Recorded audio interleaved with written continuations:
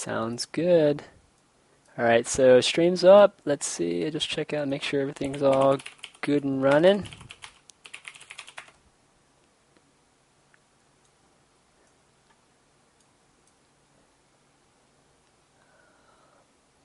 All right, looks like things. All right, we're up. Cool.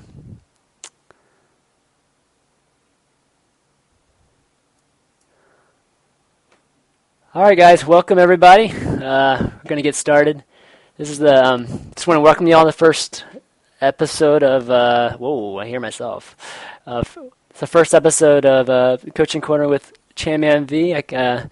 For those of you who've been regulars before, it's going to be pretty similar to what we've been doing in the past. But a lot of people suggested that maybe we kind of start doing it as a kind of a show format versus just streaming coaching sessions. So I kind of thought that was a good idea, and kind of just decided to ramp this up just a little bit and have a weekly show with Machine and Titan and various other coaches along the way. But so let me add Titan and Machine to this call, and we'll get started. So what we're going to do today, guys, is we're going to go over replays from Titan and Machine.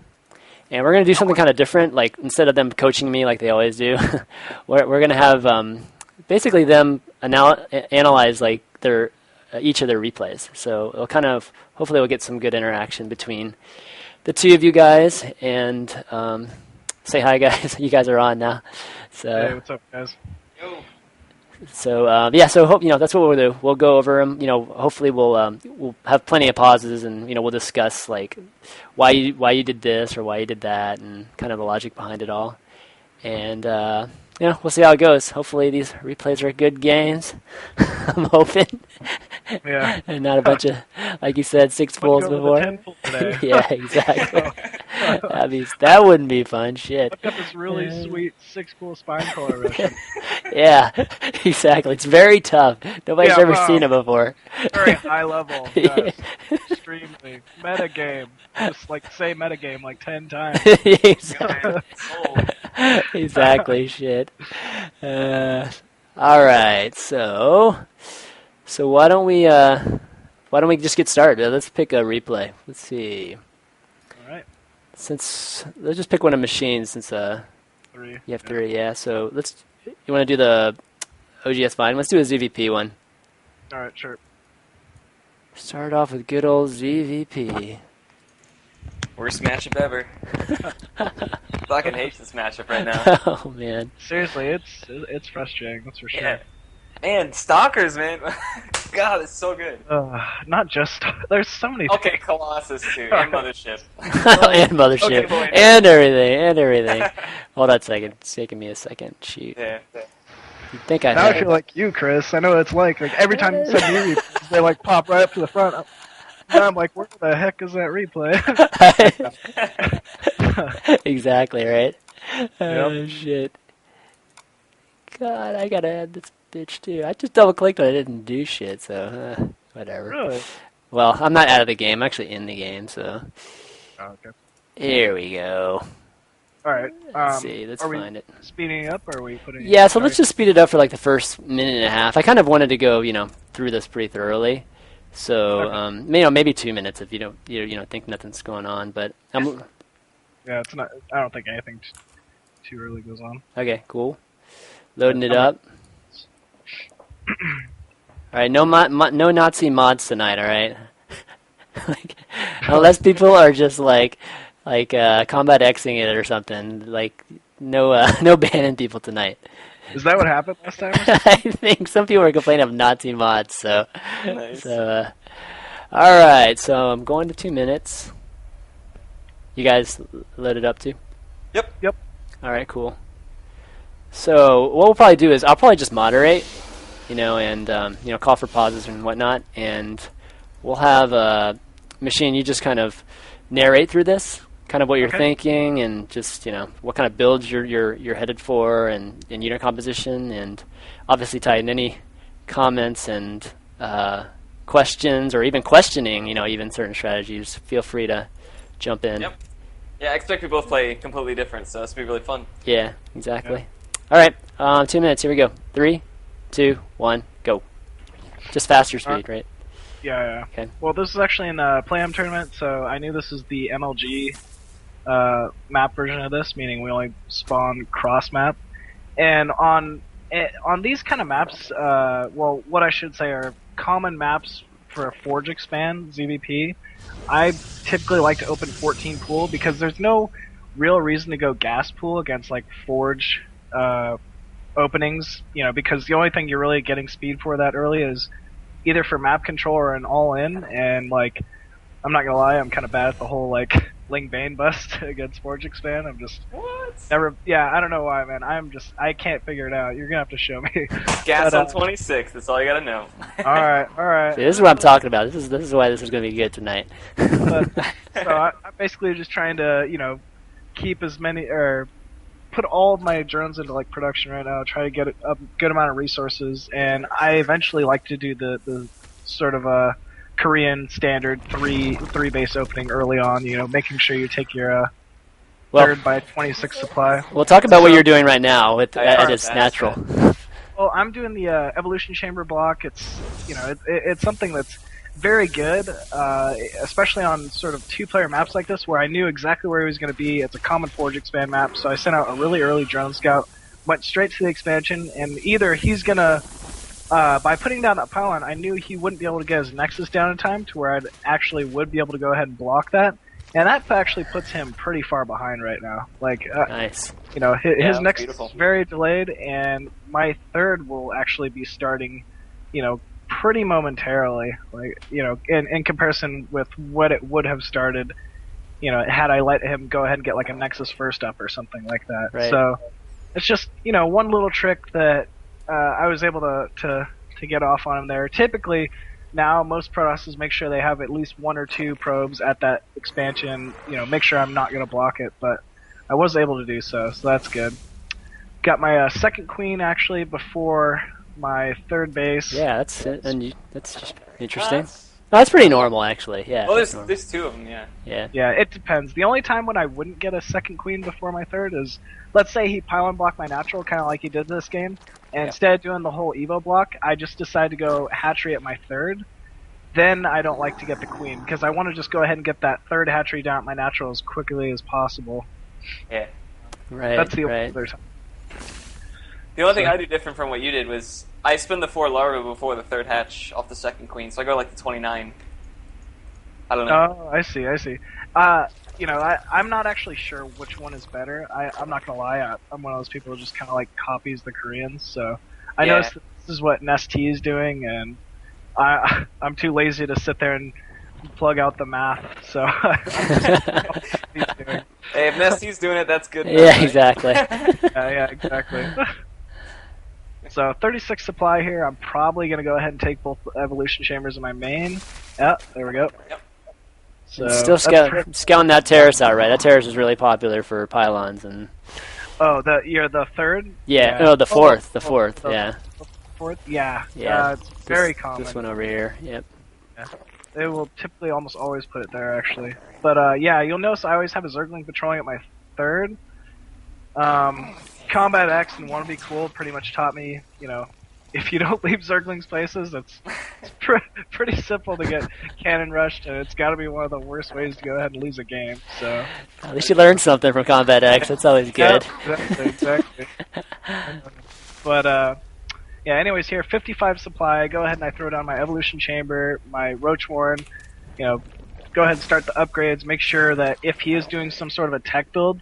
Let's say this Overlord that's scouting the Vespene Geyser is natural. I know that he's probably, he can be doing some sort of a gateway timing still, but he has the potential now to at least be doing DT or Void Ray, in which case, the spores will counter both of that.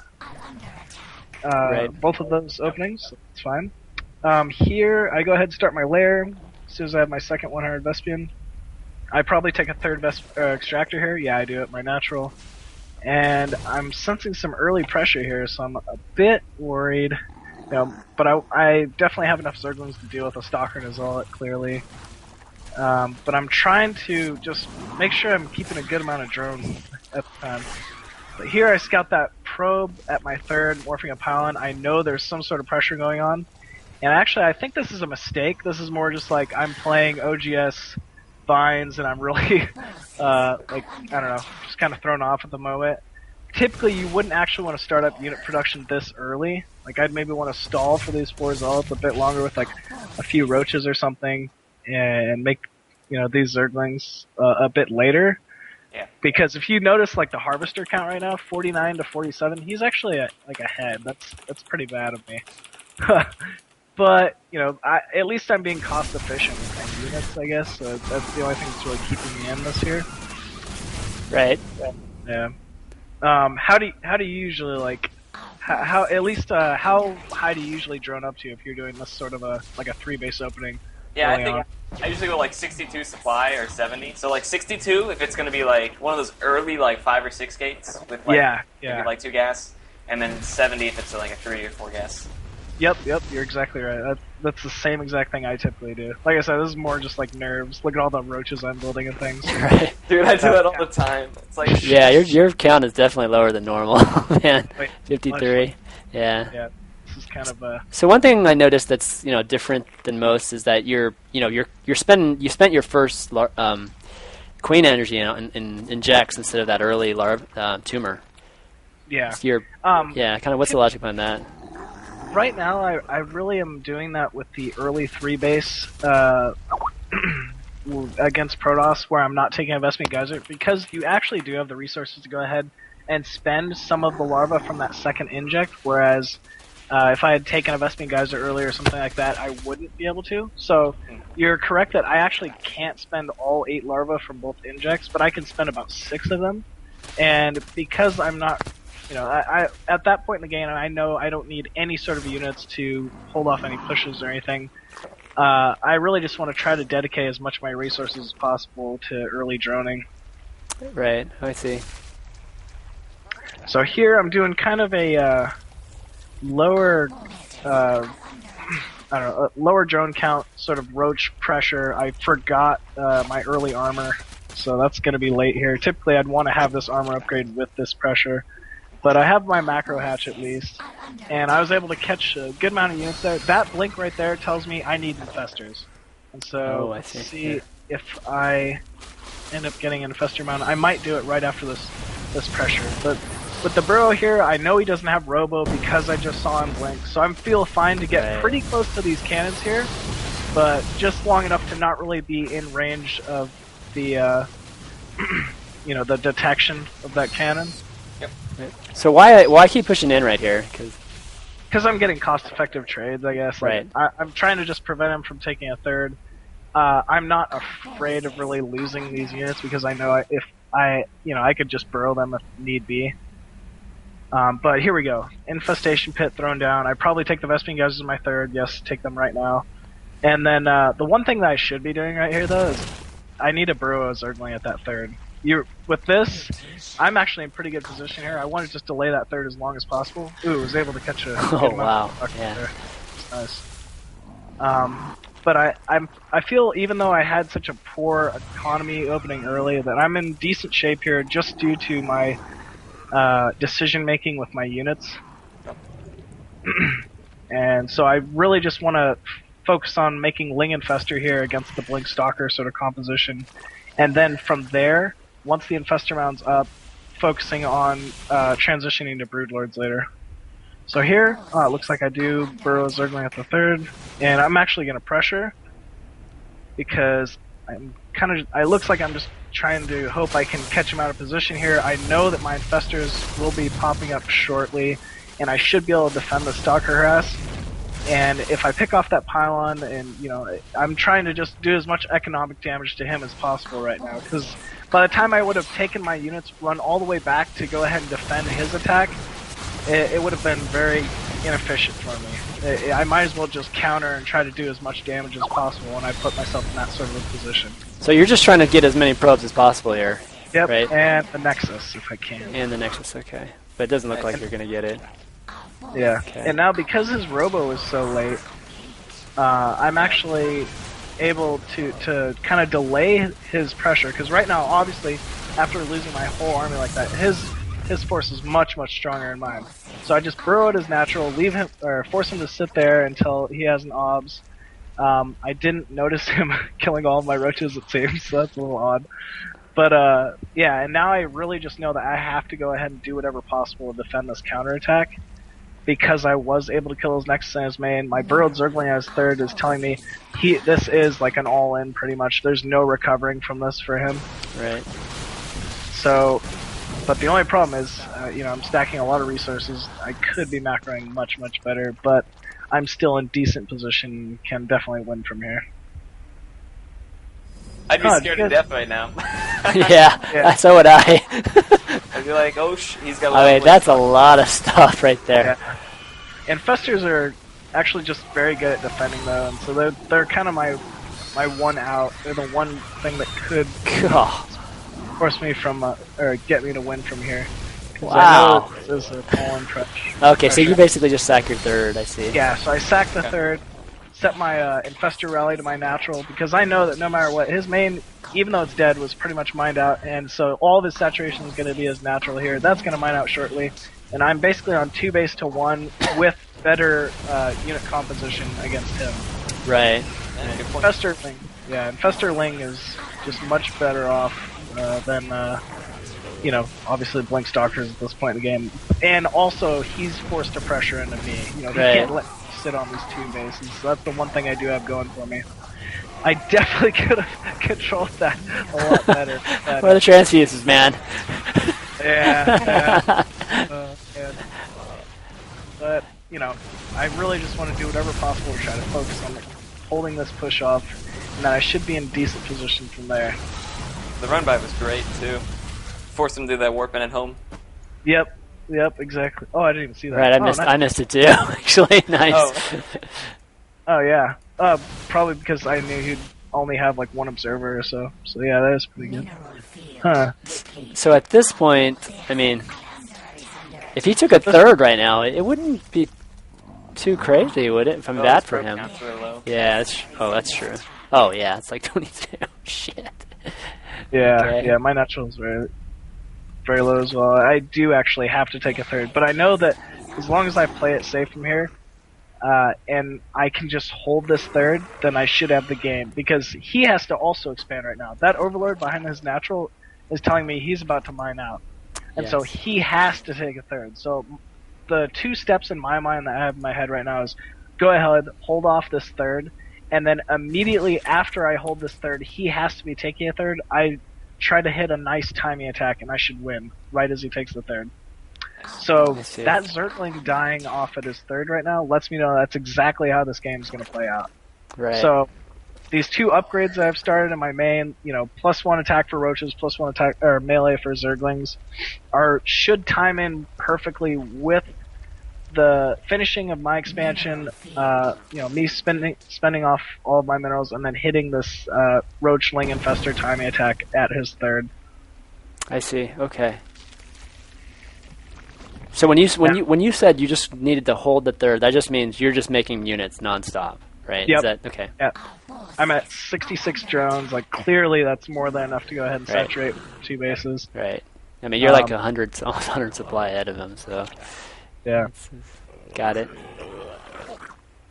Now, the one thing I am a little bit worried about, and the reason why I just morphed that Overseer, is, well, first off, I did want to deny that scouting with that OBS, but because he has that Twilight Council, I'm worried about a DT transition, because at this point in the game, I know he has to make something happen in order to come back from this. Yep. So I just want to sit there, play it solid, and try to get my win from here. Yeah, and he got it right. Yep. So, I go ahead, I realized, yep, I was correct. Started losing my third. Didn't even leave an Overseer. I usually would do that. Then I just go ahead, pull my drones, set my rally, and then try to trap him in here while I'm engaging his third. You never really want to retreat from a situation like that, even though, I knew that the only thing, I really have to kind of hold this third. By the time I would have run back, he would have bought time, he would have been able to get his own third up and potentially hold it. I think I might have been far enough ahead to where I could have, not been able to crush off his third here, but I didn't want to go ahead and take that risk. So, Yeah. Right. Got it.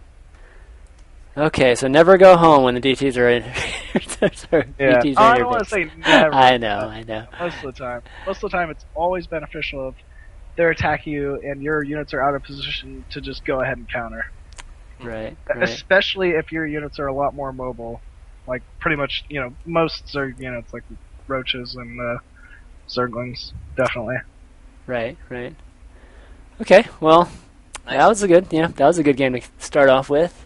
Thank you. Very good comment. I mean, very good narrating and analysis there. Yeah, it's really good. Now you get to watch me fuck up. All right, dude, God, why are you so harsh on yourself, man? I always actually there live for these games, so you're like way too hard on yourself here. All right, let's pull up. All right, which one do you want to do first? It doesn't matter. Let's do ZVZ since we just did a ZVP. All right. Sound good? Yeah. So... Oh man, I picked this one because it's when you're under pressure, the decisions you have to make on the fly, pretty much, of just not giving up. Like I make a. Oh, whoops. Echo. Yeah, echo. But yeah, I mean, I make a ton of mistakes. Like I completely miss my hive, and I miss my timing completely.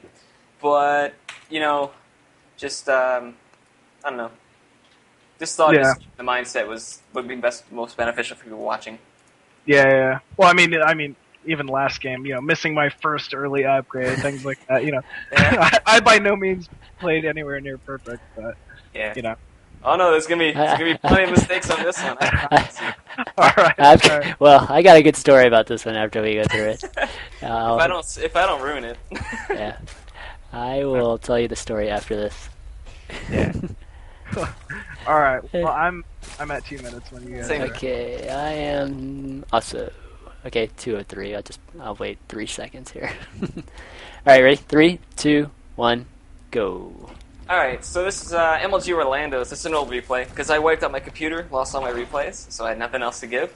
And so yeah, ZVZ playing against Check 6 Mystic, good Zerg player, really good guy. Got to meet him afterwards, hung out with their manager, had a few beers, fun stuff.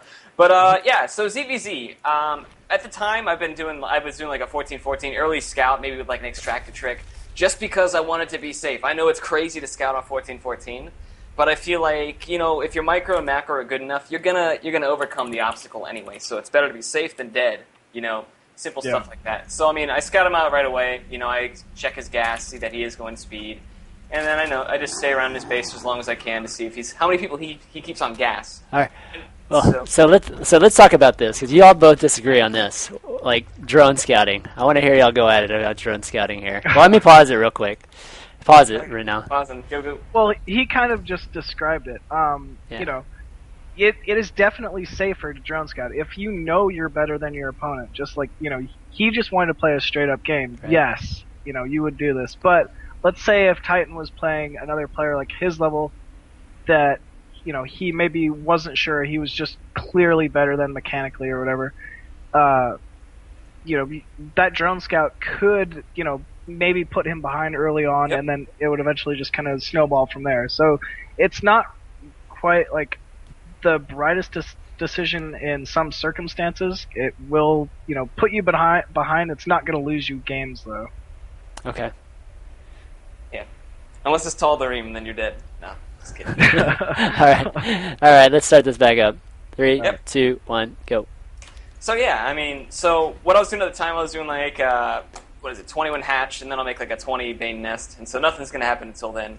And then we're just going to trade the Ling Bane War, and then I'm going to do more of a Muta build, which, honestly, I started doing it because your teammate Idra did it on me in ladder, and it's like a 40-minute game, crazy, and I love the style, so I was like, I got to learn that. So, fun stuff. And, yeah, so there's, actually I make a Baneling nest and a hatch. Okay, so I did it backwards this game. I guess I wanted to be a little bit more safe than usual.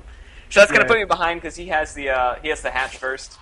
But, as long as I can do some good pressure, make him not drone so hard, I'll get back into it. So no problems there.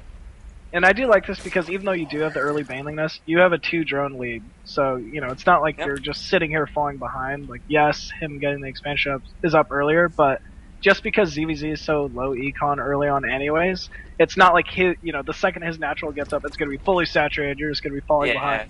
You don't actually need all of those drones immediately anyway. Or, well, you can't get them, I should say. Yeah, yeah. So, I mean, the only thing he's going to have a lead on is larva, but, I mean, that's only going to be for so long, so it's not too bad. As long as I can take advantage of him not having all that larva yet, attack before the hatch, kicks in, for when it finishes, I can do plenty of damage, so we're going to be even until then. Yeah. So, yeah, just make one Bane. I should have made 2. Usually, I always make 2 to 4, but I only made 1 this time. Kind of a mistake, but whatever. So going around, checking out his lings, microing around. I'm going to pressure him so that he has to make units, and then I'll be droning up behind this, of course, because that's what you do. Yeah, I like that pressure. Yeah, it's good. Yep. So I caught him morphing. That's always helpful. He has to cancel. I should have aimed the Bane eggs there a little bit, but I didn't. 3 per egg. Didn't do that. But yeah, so now I got him on the run. I can do a little micro here. I have more lings, and I know that he's going to be popping some lings out because the inject is finishing for both him and myself.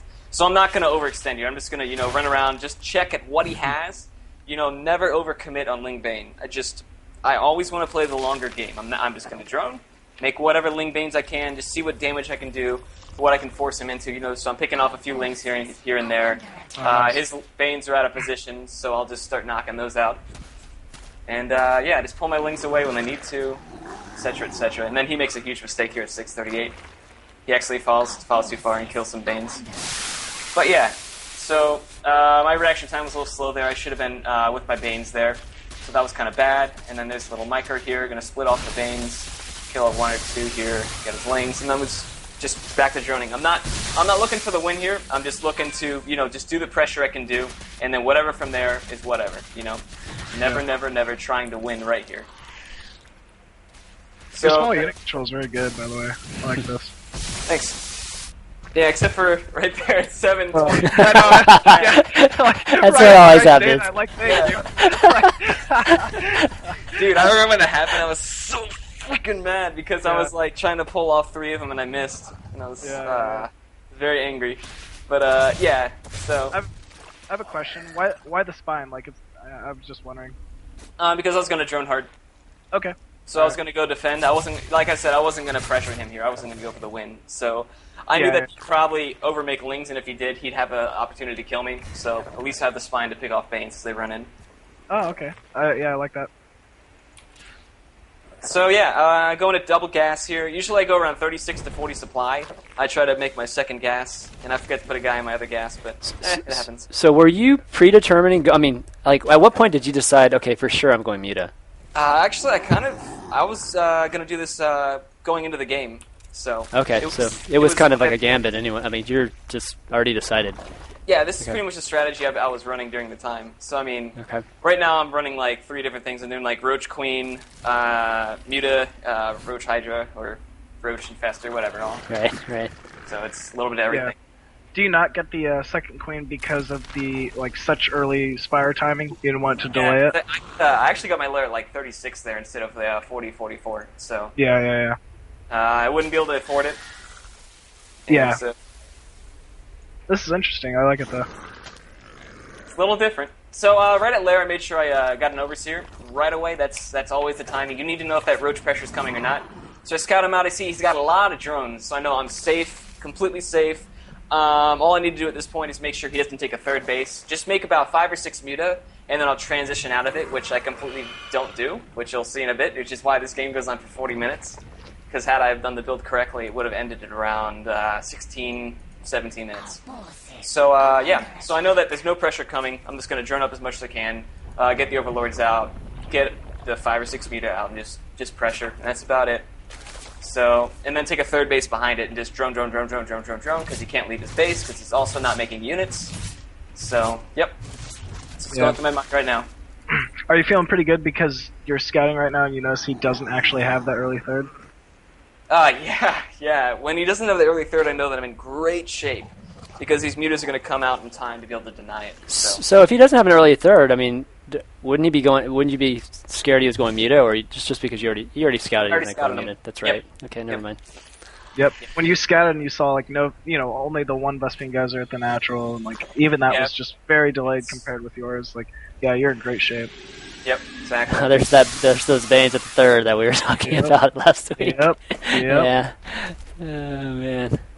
So so right away after making my 6 to 7 Muta, I don't need to make this game. I made 5. Okay, so after making my 5 or think I make 2 more. But I go straight to Infestation Pit, I'm rushing into Hive. And so behind this, all I'm doing is making drones and spines, drones and spines, drones and spines. And so my mutas are going to come in here, do whatever damage they can, force him into making units. So like right now, he's got his Hydra Den, so those will be popping out. And yeah, he has to make the Hydra, maybe go for a 2-base push, whatever he does. But yeah. So what was the reasoning behind going into Hive? Because most people don't, right? I'm going into Ultras, so that's the whole point. With his composition, he's going to be either going heavy Hydra or heavy Roach, or maybe like Roach Infester. And all I got to do is scout which one he's going. So if he's going for heavy Hydra, then I'll just go for like Bane speed with Banes. If he's going for heavy Roach, then I'll go for the Ultras. Yeah. Okay, so you're just trying to stay a step ahead of him, basically. Yeah, exactly. Gotcha. So, I mean, it gives me the perfect transition. It's like I'm forcing him into this tech path right now. He has to go Hydra or Infestors. That's it. So he's forced into this, especially because he doesn't have a 3rd base. You know, he can't pump out like 3 queens at a time. I mean, if I was actually going pure muta right now, he'd have to have... he'd probably have to have Infestors, so... Or more queens than he has. So, but, because I'm not doing that, because I don't have to, because he doesn't have a 3rd base... I don't need to do that or anything like that, and also because it's not the strategy I'm doing. So yeah, you see that my Hive just started. That was supposed to actually already be done, so I was kind of pissed. This actually makes the game go on for so long. It makes me, oh man, I get so mad. I remember I looked back at it and they wasn't building. I was like, what the? And yeah, it's kind of mad. So, things I'm missing here, I didn't make my 6 Infestors like I'm supposed to be making. It's supposed to stop this Roach Hydra push. You make 6 Infestors, you have about 12 Spines, and then you have Lings with +1/1, and then you're completely safe. And then the Ultras pop out for the next push, which would be like the 3-base timing of whatever he has. So I completely missed that too, but hey, it happens, so... Have you ever tried, instead of like the Infestor, just getting like, maybe like Baneling speed? Trying that? Yeah, I'm just not a fan of it because roaches are too cost efficient when they spread them out. I don't know, how many banes you thinking? I only would get like 10, and I would just move command them towards the Hydras, but that's the way I kind of play it off of this. Okay. How many mutas do you go for? It's, well, I would actually be building a lot more mutas with this. Okay. So, yeah. I actually haven't even tried this sort of build, but this is completely new to me. But I do like the idea of going Infestor, especially with the Ultras transition, because they work so well together. Yeah, so. It's what ends up bringing me back in the game, because you'll see how bad I get smashed. It's really bad. So I make a huge mistake with my spine crawlers. I transferred more than half. I should have only transferred half of them. So I should have left maybe like 6 low ground, 5 high ground. But hey, live and learn. So here I am. I'm really mad because my Ultra Den's not done. I'm missing my Infestors. And the Hive Tech was late, so you look at my gas, it's at 1700. So I mean, you just imagine what type of units I would already have at this point. So here we go. I'm making sure I never engage past the spines, but you know there's nothing I can do here. I'm just like scrambling to stay alive because if I lose this game, I'm eliminated from LG, and that would suck. It's pressure. Yeah. So I mean, this game, I'm just fighting to stay alive. You know, survival. So here he comes with the thing, his little push. I got my Banes in a pretty good position. He didn't split well enough. I got way too many good hits there. And he's pretty much going to wipe out my expansion here. So I just pull my drones, you know, just stay calm. You may, like, whatever happens, I'm actually going to be okay after this because I have 5 Ultras coming. I've got pretty decent, you know, I got some mutas in the air that do plenty of damage. I'm just going to lose this base, maybe a few tech building. But I'm going to get back in this. It's okay. I've delayed his third long enough. I've got 2 bases, you know, so it's probably like 2.5 base versus 2. I can still get back in this, no problem. Higher tech, somewhat better upgrade. Well, not yet. They will be, though, in time. But yeah, so just staying calm. Don't engage until I know I can win. That's about it. Alright, do you ever get adrenal glands with this? Yeah, you're supposed to get adrenal. I actually don't get it this game, so I'm bad. No, it's okay. It's okay. No. I mean, this build has gotten a lot better since then, so it's no problem. Or I should say I've gotten a lot better since this. I've played poorly this game. So the game 3 was actually textbook perfect, but we're not watching that because this is better. yeah, exactly. Okay, so what are you thinking here? Right here, I'm just thinking, I just need to clear my base. He's got some roaches out of position, but he's going to be able to cut my ultras, so I shouldn't follow him too long.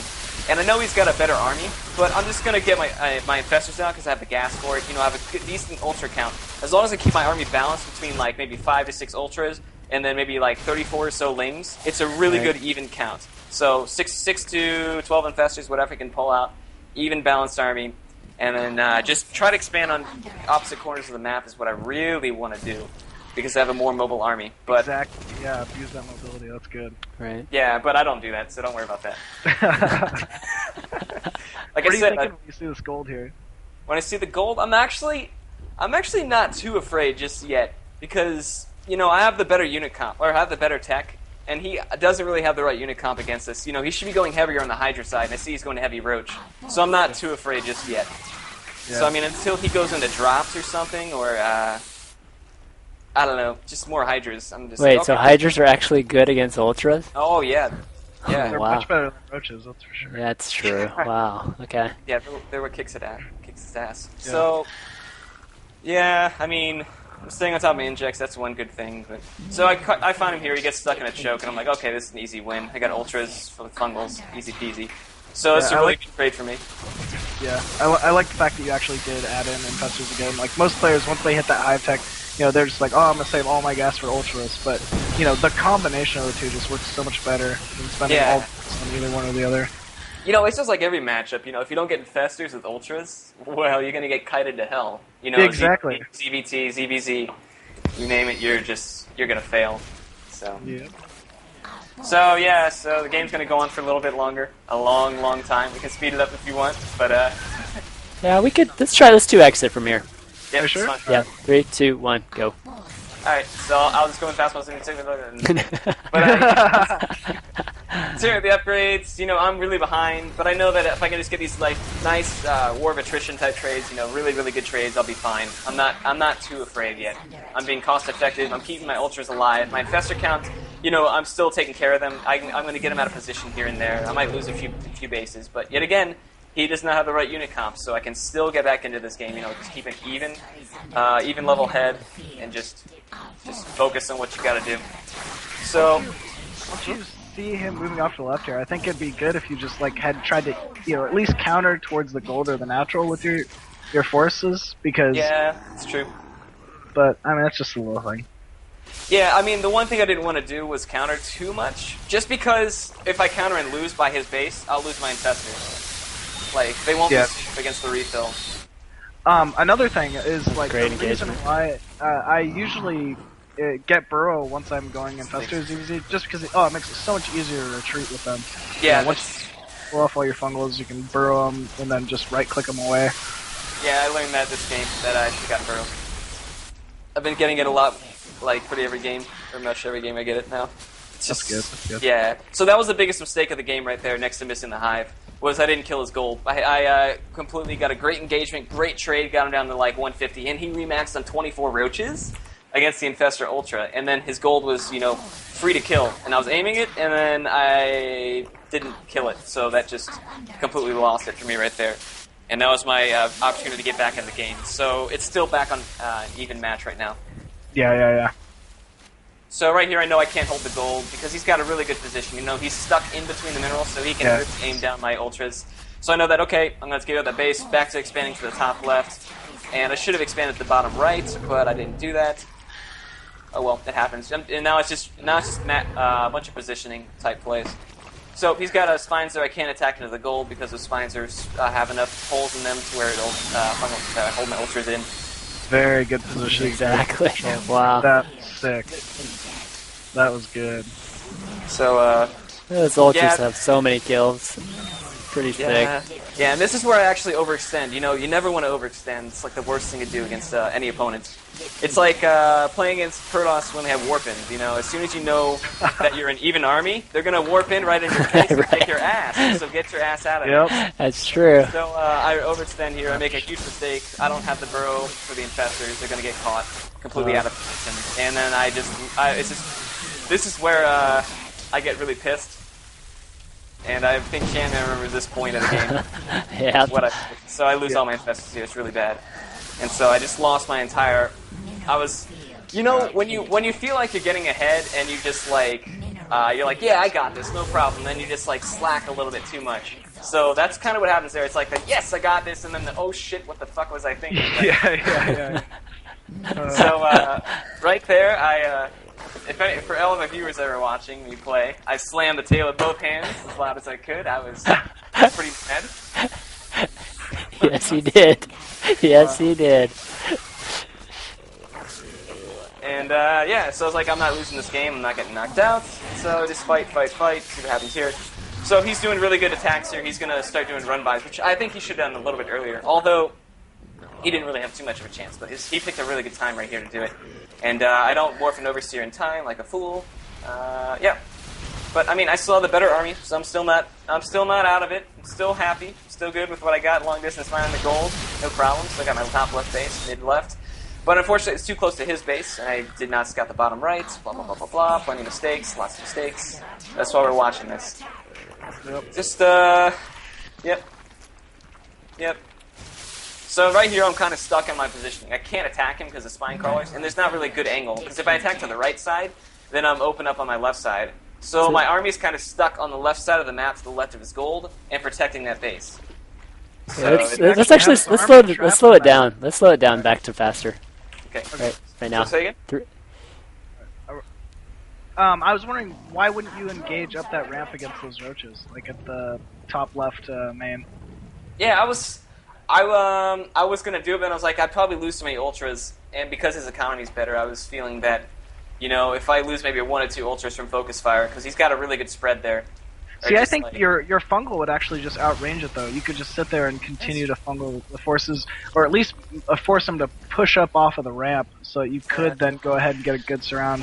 Because that's a good amount of units there. That's a lot of investment for him. So picking that up at this point in the game would be huge. I actually didn't even think about fungal. I've watched this replay like a couple times, and I never thought about fungal. So, whoops. Okay, so that's a good suggestion, man. Good stuff. So yeah, I make a huge mistake here too, because he goes for the gold and I follow him. That's just a complete stupid move. Because then I leave open my left base too. So he picks up both of them. Wow. Yeah, he gets both. It's a really bad mistake by me.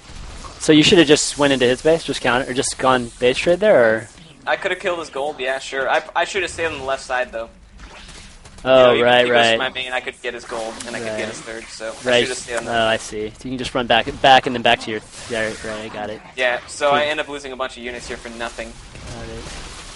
Yeah, it's really bad, and I lose the base. So, hey man, we make mistakes, live and learn. Yep. Bad mistakes. Yep, exactly.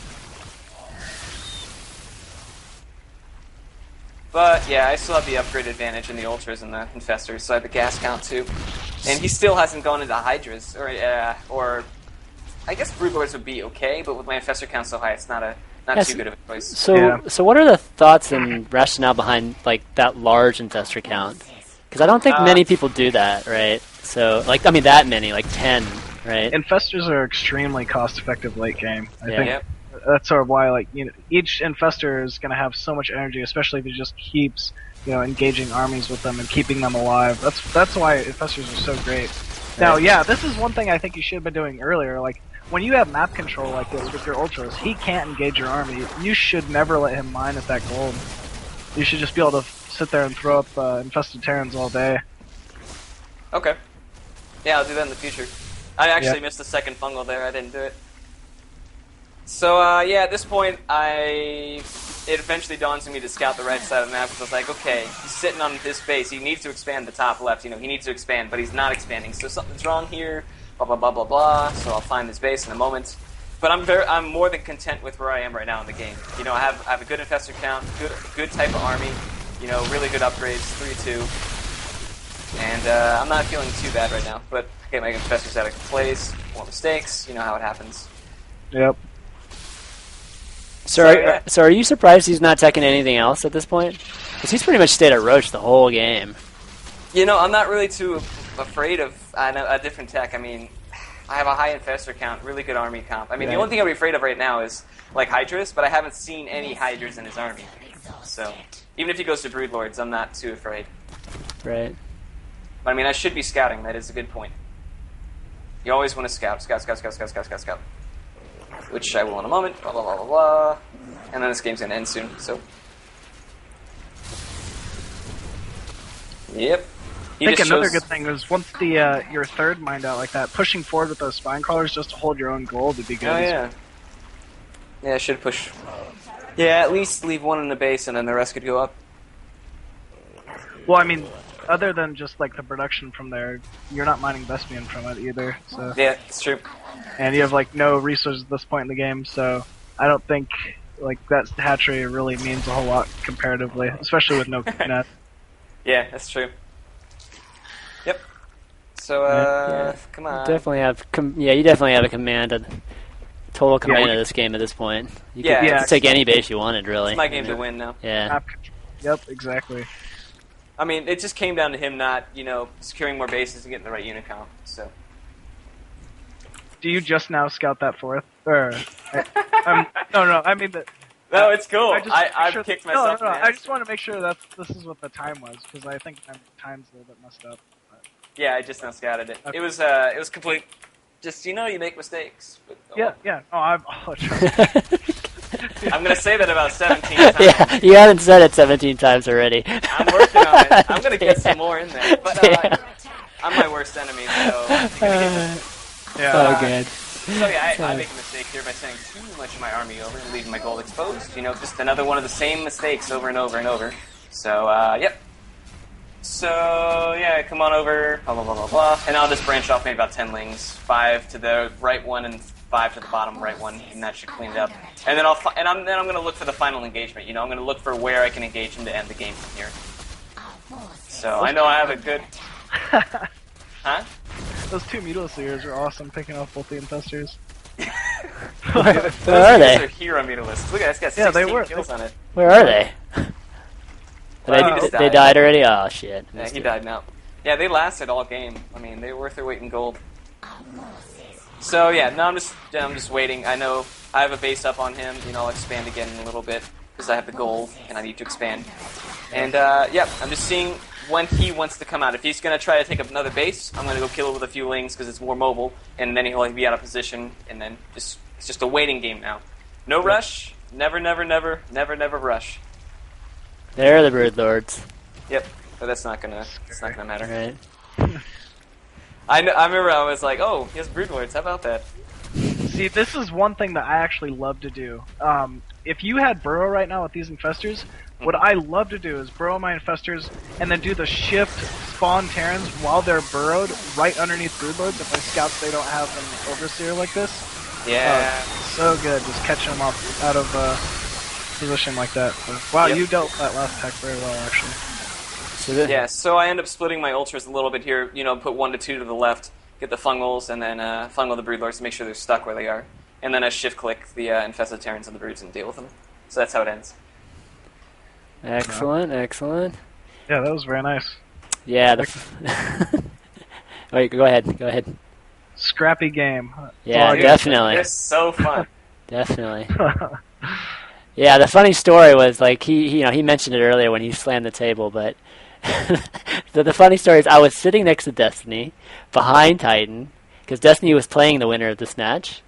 And he slams the table, and Titan whispers, or Destiny whispers over me, "Wow, somebody's got rage issues. I should just six pull him." That's what he says, right? And then, but right after he almost breaks the table with his karate chop, he starts his APM goes up like 20, I think. He starts playing crazy good. Oh, that's awesome. It was pretty funny. Yeah. All right, so. Hardest matchup, but yeah. All right, which one do you want to watch next? All right, so what we'll do is we'll do one more replay and we'll take a little, maybe 2-minute break, just so we can get drinks, everybody can get water and stuff. So let me, before we move on, let me answer some of these questions that have been on the stream. Yeah, so I've been doing these lessons with these two guys for a while, for people just joining in, and I'm going to start kind of changing the format a little. We'll definitely still have coaching where the guys coach me still from time to time, but I definitely want to mix in some of this kind of different content, so just so I think it might be interesting. And this week we're only going to probably have one this week, but some people have been asking about what's going to happen next week. Next week I'm going to have these two guys on too, so we're going to have kind of similar thing with these two guys, probably playing each other. But yeah, it's definitely tune in, tell your friends, keep up voting that Reddit article, guys. I don't think we're on the front page yet. We want to get on that front page so we can get as many viewers as possible, because definitely with these two guys on going over each other's replays. I don't think anybody's ever done that before, so this should be pretty new to everybody, and I think it's compelling. So definitely check it out. All right, so that's my spiel. Let's go on to the next one. Let's do ZVT. All right. I think I have one. Yeah, there you go. MG Shade. Find it again. Cool, Nostalgia. That would be great, Alex, or Nostalgia Alex. All right, let's fast forward this to 2 minutes. It's a little bit of static. Yeah. Is it my mic? I think so. One sec. I think Jeff has the fan blowing my mic. That bastard. But and I always have a fan on. Yeah, I do too, but it's a ceiling fan that barely works. You ever had an issue with ceiling fans where there's like it's too close to the top to the ceiling, so there's like actually no air to blow? What? Have you ever had that? Oh, my god, that fucking sucks, man. Like I had that happen in my son's room. But anyways, back to Starcraft. All right, I'm at 2 minutes. All right. Okay. Yeah, I am too. Yep, ready. Okay, cool. 3, 2, 1, start them up. All right. So here, this is just another Play-Am tournament game, I think. ZVT. This is just sort of my safe standard opening right now. I like to go 15 hatch, 15 pools, 17 gas. I think that should be pretty standard. Is that kind of like similar to what you're doing? Yeah, it's pretty much exactly it. Yeah. It's just safe. You can hold off just about any sort of like early timing rush, or if it's too ridiculous, you'd end up sacking the expansion anyway. Early gas for speedling, try to get map control. So that 17 gas gets it in time. So my drone comes in here. I scout. Even though I scouted with my first Overlord and I knew he was top right, I wanted to see if I could scout that refinery or not, because there's a big difference between like a 1-Rax command center and like a 1-Rax refinery. So right now I know I'm going to have to be conscious for early Hellions, him trying to grab early map control. So basically I'm going to need a spine crawler, whereas if I had scouted something like a 1-Rax command center, I would delay that spine crawler, probably drone a bit harder, maybe not even make 2 Zerglings early on, depending upon how I feel. Oh, one thing is, you can actually scout his gas for that first Overlord, and still get out of the Marine's way in time. Oh, really? Yeah, if you scout, like, his left gas, and then you go in toward, like, the middle mineral, like the very middle, you can see the SCVs. So it barely sees the second refinery with the edge of it? Yep. Nice. Oh, wow. Because refinery's always 13, so, yeah, you always see. And then you just go straight up, and then you're safe. Oh, that's actually... So you can go straight up. That's something about the longest part, too. Okay, cool. Yep. Yeah, that's really awesome to know. I gotta start doing that. Anyways, yeah. So I scout this bunker, and you'll notice, like, I'm actually just droning. Because I scouted that refinery, I know, obviously, like, I'm not too worried about, like, a bunker rush off of a single barracks. And he's obviously not committing any SCVs to it. So he's forced me to lose a little bit of mining time here, but I was just kind of waiting for that queen to get out, and then I can go ahead and deal with it. But right now, I've started my speed, pulled my drones off gas, and I'm just, once again, just focusing on droning really heavily early on. And I know he's trying to force me to make Zerglings here, and I really don't want to if I don't have to. So I'll even go ahead and pull my queen out of my main here before I go ahead and start up any sort of Zergling production. Why no spine is my only question. Yeah, that's a good question. I think it was more just me screwing up. Because I definitely need a spine right now in order to deal with early Hellion, and I clearly don't have that. That's cool. I mean, your speed's going to be done in time, so... Yeah. Well, I really should have a spine, though. But yeah. So anyways, I go ahead, I switch queens so that the weak queen's in my main. I don't want it getting picked off by any Hellions or anything. Go ahead, start a third queen for creep spread. And I should actually have my drones on gas a little after 36 supply. I put it on 42 here. That's bad. Like, you never really want to do that. So everything's just a bit delayed, but it's not like a game-losing sort of mistake. So here, I haven't spawned larva because I'm bad. There we go. So what are you expecting from him? You know, except for the 2 Hellions right now. Like, I want no idea. these, right now, no. I really am just trying to focus on these Hellions. Okay. He gets a nice run by. That was very poor of me. Surprised he went up. Yeah. I was kind of just hoping he wouldn't. I was thinking, like, usually I'm pretty good about blocking with the 2 queens, my natural. But here, I end up losing about 3, maybe 4 drone. No, that's a lot more than 4. Anyways, yeah, not looking good for me. So. Line them up, man. Yeah, exactly. Oh, man. I definitely could have controlled that. Holy. But I didn't, you know. It turned out well, though. No. I mean, okay, let's say it turned out much worse. That's true, but typically you don't want to ever let it come to that. Yeah. 14 is not okay. No, I mean I'm looking at the drone count. You're like 36, 29. It's still good. He pulled an ST, man. He pulled out his 10 drones under the table. The only reason why that turned out like as alright as it was is because I didn't overcommit and just start like spamming Zerglings. Yeah, that's true. Had I done that, I would have been much, much farther behind. But here I lost the Overlord at the natural, but I saw him mining, so I know he's gone ahead and taken his own expansion. So I'm still just focusing on droning here, have my macro hatch. This evolution chamber is a bit late. I usually try to get an armor upgrade at least before my layer is complete, but I think the Hellions just kind of thrown me off early. So here, I go ahead, I'm still just trying to spread, or at least have creep tumors, so that by the time I do retake map control from these Hellions, I'll have 5-6 creep tumors to start pushing creep across the map. Go ahead and start my Spire here. Still no armor upgrade. Yeah. You and I play ZVT just about the same. This is cool. Okay, awesome. Yeah, it's a pretty awesome, good style, I think. Yeah. I like it. Do you ever try Ling Infestor at all?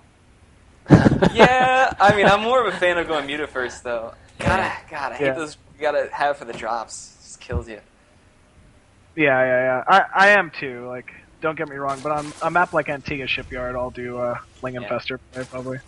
So here, I'm trying to just regain map control from these Hellions, so I can go ahead and push out and take a third. And I also need to scout. Like, let's say he was walking my base right now with like a ton of Marauder Hellion, I could be in trouble. And I know that's not the case because when he killed the Overlord at my natural, I scouted a lot of Marines, so he's obviously not going to have 10 Marines with a Marauder Hellion all in. But it's still good to have some sort of scouting. Let's pause it real quick. I got a question for you. All right. Okay, so we're at like 10 minutes or 10:40, and like you're still on 2 bases, right? Which is pretty much the metagame right now in ZVT, right? Mm-hmm. Not having a third by now. Yeah. So what's the logic behind taking the third? I mean, do you have to have map control, whether it's mutas or it's Infestor or Roach or whatever unit it is to basically gain map control away from the Hellions, or is it a different reason? Let's just say this. You can have a hatchery at a third base without map control, but in order to safely mine from it, you have to have map control. So if you can slip a drone out past some Hellions and start a third base, it's always beneficial to do so. But most of the time, that's not the case. Like, a very good Terran is going to sit right below my ramp. The second I pop out with some Zerglings, they're just going to be lit on fire, trying to prevent any sort of drone from going out. But, because he was kind of playing more passive and at that watchtower, I was able to go ahead and slip a drone out and grab the expansion. Now, typically, I would have a third, probably at least done, or if not very close to at this point, but the Hellions kind of just ended up putting me very far behind. Right, so it's only the Hellions, right, that hold that map control early, right? It's pretty much. Hellions. So because of that, why why doesn't anybody build like? Well, that's not true. Nobody does. Some people do, but why not go the roach route just for like 3 or 4 roaches, and then end up going the same tech but getting your third earlier? You have to think that you're spending the resources on the roach warren. You're dropping a drone, and also roaches are more larva efficient, but they're also like more expensive for larva. So getting those 4 roaches would delay my macro hatch a bit. But you're right. There's a lot of benefits to it. Meaning, like now they have to think, oh, is he going like some sort of roach tech? Or maybe they would sort of adjust their own build in that way. They have to be worry about some sort of early roach pressure as well. So it's not really that it's worse. It's just a different way to play it. Right. Okay. Yeah, because it always feels like when you're 2-base, the general thinking is you're behind. But, obviously some Zergs like Leonok and stuff have proved, obviously that's not the case. But, generally it still feels like you're behind. You really have to catch up very, very quickly. Like your third has to be saturated almost when it comes up, right? Yeah. Yeah. Okay. Well, anyways, I just want to ask that. Okay, let's. Okay, go ahead. It is. Yeah. You are typically behind because of mules. They're imbalanced. Right. All right. We can start it back up. Okay. 3, 2, 1, go. All right. So looks like my Spider's about to finish here. Still messing around with these Hellions, and he's doing. Yeah. That was something I was gonna ask. Do you usually chase them off creep? Oh, you caught him there. Nice. No, I don't. I really wanted that map control, and it was just 2 Hellions, so it's. I don't know. They're just like. Damn those Hellions! Than anything. I'm just like, man, get away from here! Like, come on. Yeah. So here I'm actually not in the greatest of shape. 50 harvesters to 52. That is never something you want to really. It's gonna be scary. Yeah, so I know I'm in a bad position here, but hopefully with good muta control, I'm hoping I can put myself back into it.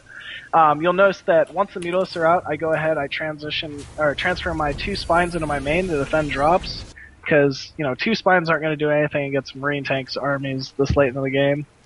I go ahead, start my Baneling speed upgrade.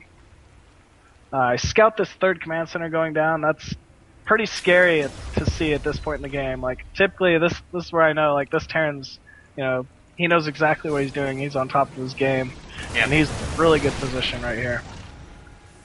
So I have 2 options. I can either go for a very big sort of bust on that 3rd right now, or I can go ahead and take a 4th. Obviously, taking the 4th at this point in the game would be a lot safer. It's a lot more standard. But if I can, I'd like to maybe pressure in with some Zergling muta, maybe at least fake the possibility of early pressure, but don't actually commit. Right. But he's obviously no slouch. He's gone ahead, put a bunker down in his 3rd. He's in good position here. He's ready, even if I was going to do some sort of pressure. And so here, my armor upgrade completed. I go ahead, I put down a 2nd evolution chamber so I can go start 2 upgrades at a time now. And I'm basically just focusing on trying to drone up very hard and trying to raise my mutalist count. I really want to try to not spend any sort of resources on banelings at this point. I want all of my Vespian production to go straight towards those mutalists, trying to get that mutalist count as high as possible, because that's what's really going to give me my map control. What's really going to be scary for him, because he has to worry about the potential counterattacks and such, and he has to also increase stack defense in order to defend from everywhere.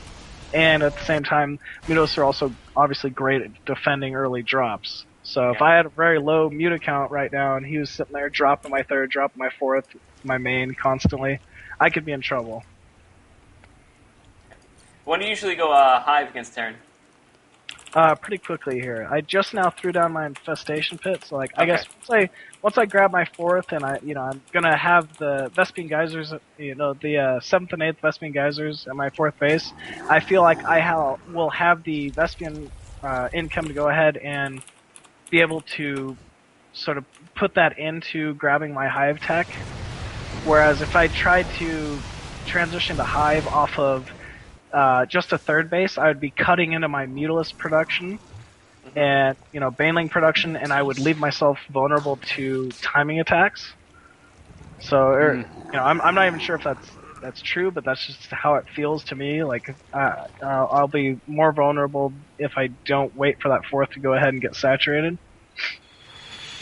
All right, that's cool. Yeah. So here I'm at 91 drones. It's actually becoming more and more standard here.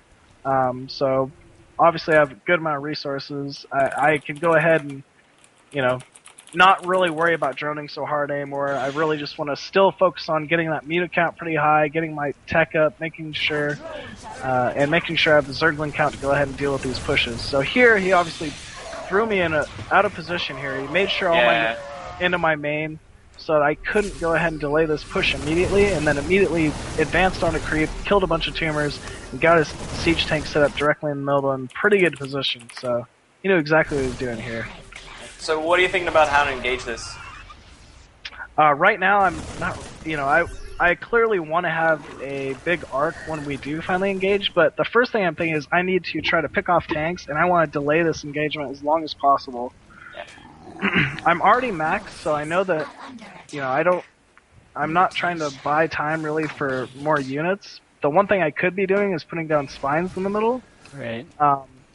But I'm honestly just trying to get this hive up so I can go ahead and maybe transition to broodlords after my first engagement with this. So right now I'm kind of just looking for trades, I think. I need to have pathogen glands. That's just a big mistake. Typically right after I start my hive, I always research pathogen glands. Because really, infestors help a lot with these pushes. They can sit there and just keep running forward with a group of, 15, 20 Marines, picking off tumors, and then baiting me into siege tanks, all day, and it's really just going to put me farther and farther behind. Whereas if I had infestors, he was afraid of fungal, then it's going to really change the way he sieges and pushes into me. So that's something I needed that didn't have this game, but, we all make mistakes, so... You're starting to sound like Titan now, Machine. Yeah, what's going on? That was really good muted stuff there, by the way. So many muted. Damn. That's good. You made him think you're going for his fourth, and then you deeped him out for the tanks. Yep, exactly. That's great.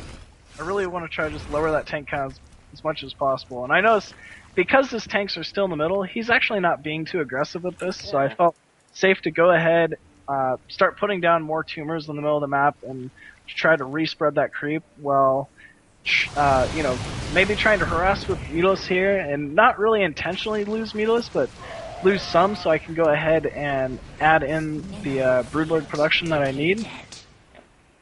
Do you ever make a spine wall against something like this? Because you're 6k minerals and drones for it. I do. I honestly am looking at this game thinking, why didn't I do that? But you're absolutely right. That's the 100% the thing I need to be doing at the moment. But thanks to my awesomely bad muted control, I've done the job for myself at losing. That's okay. You're just opening up broodlords, man. That's all you gotta say. Dude, what? So I make 5 scores in my main as well. But once again, just because I'm bad. Typically, do that, cancel it, and then go ahead and morph your broodlords. I was really afraid of some massive metapack drops or something, I guess. Yeah. So here he drops my main, clean it up with the Mutilus, but he also just scanned my Greater Spire now, so he knows I'm transitioning Broodlord. It sucks. Yeah, but it's fine. But one thing I should be doing right now that I'm not, I actually don't know why I'm not doing this, is I always get an Ultralist Cavern at this point. So I can at least have potential to transition between the two techs. I'm sure I'll probably end up doing it later at least.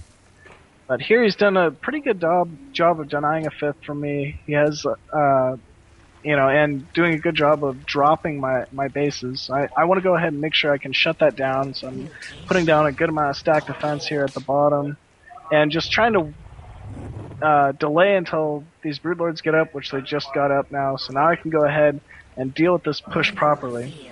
Now one thing I've started doing that a lot of you know, I'm anticipating a lot of people are going to start copying me. Is you'll notice I have a Nidus network in my natural. Yeah. I'm kind of realizing on a lot of maps now, Nidus harass late game against Terran is like one of the best things you can do. Yeah.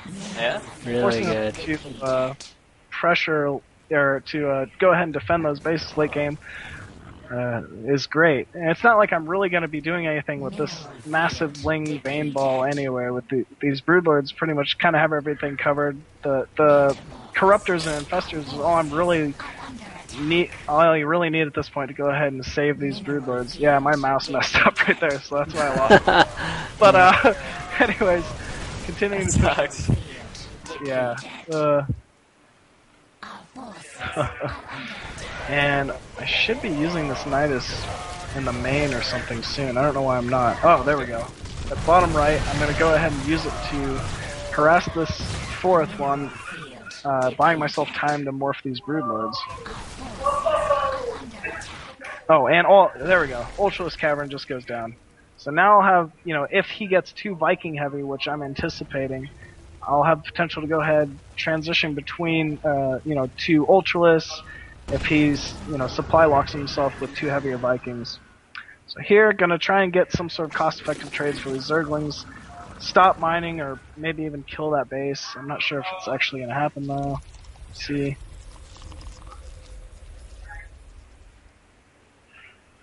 Yep. There we go. Nice. Missed the first one. So you kept him up top, huh? Yeah. Oh, you're just waiting for the infestor scout. I'm not sure if that was intentional. I think I'm gonna say it was. One thing I do need right now is Burrow.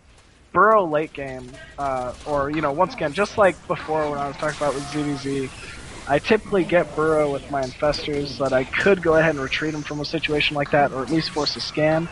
And then when I go ahead and force at least that fourth to lift up like that, I could throw a Zergling at the fourth.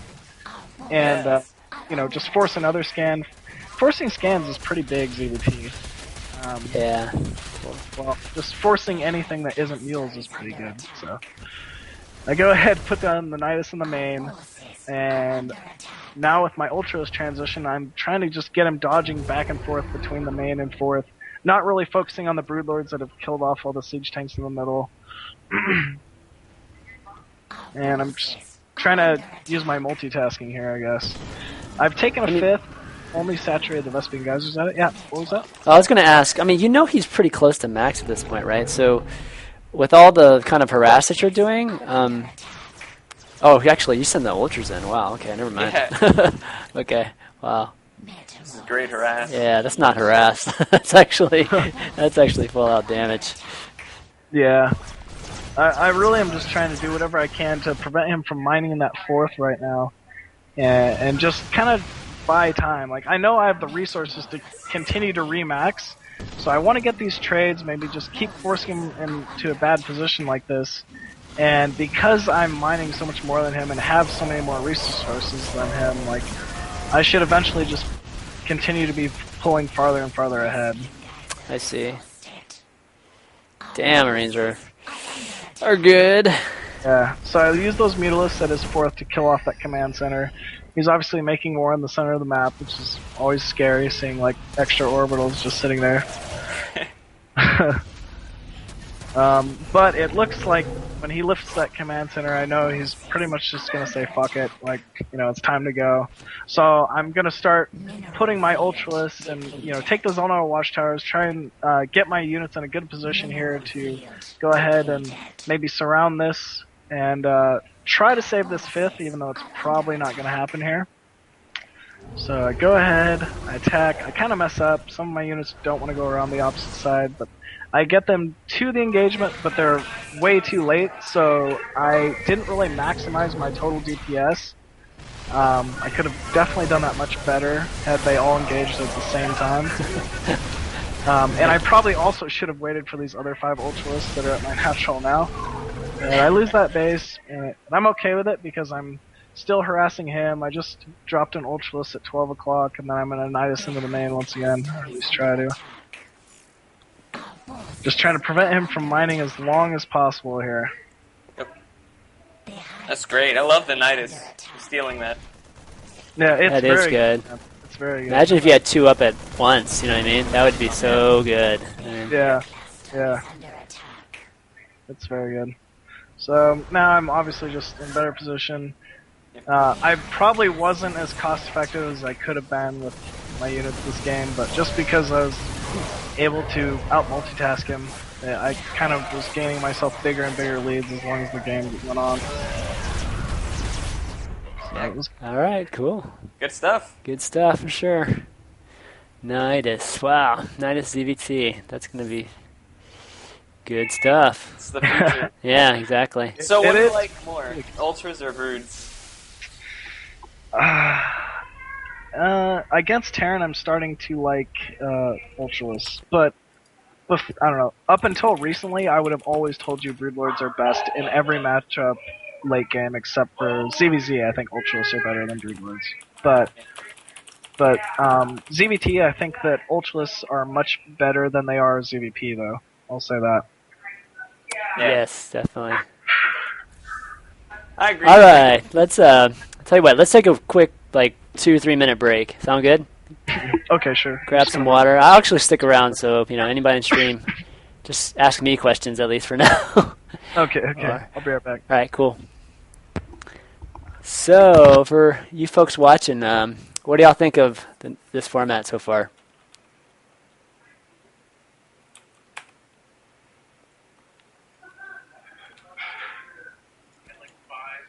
Yes. Upvote that Reddit, guys. All right. Glad you guys like it. I had a feeling it'd be good. We were contemplating whether to actually do it tonight or not, but I think it was a good choice. Next week's the real thing, man. Yeah, next week, guys, I'll let y'all know. But next week, these two are going to play each other, and we're going to get different vantage points.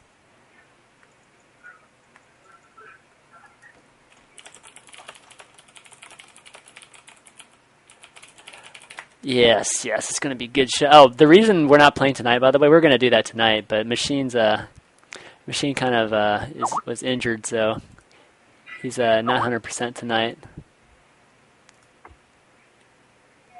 Yeah, I was a little bit behind that replay. I think somebody was mentioning. I don't know why. It's like it just depends on your computer, I guess. I was probably 20 milliseconds behind, and after 10 minutes, you end up being a few seconds behind. So. Machine's getting a drink. We're just taking a quick 2-3 minute break here. Get some water, bathroom. I wouldn't stream kid named Domni if we did. Yeah, that sprained ankle just completely ruins your Starcraft 2 play. That's what it is. No.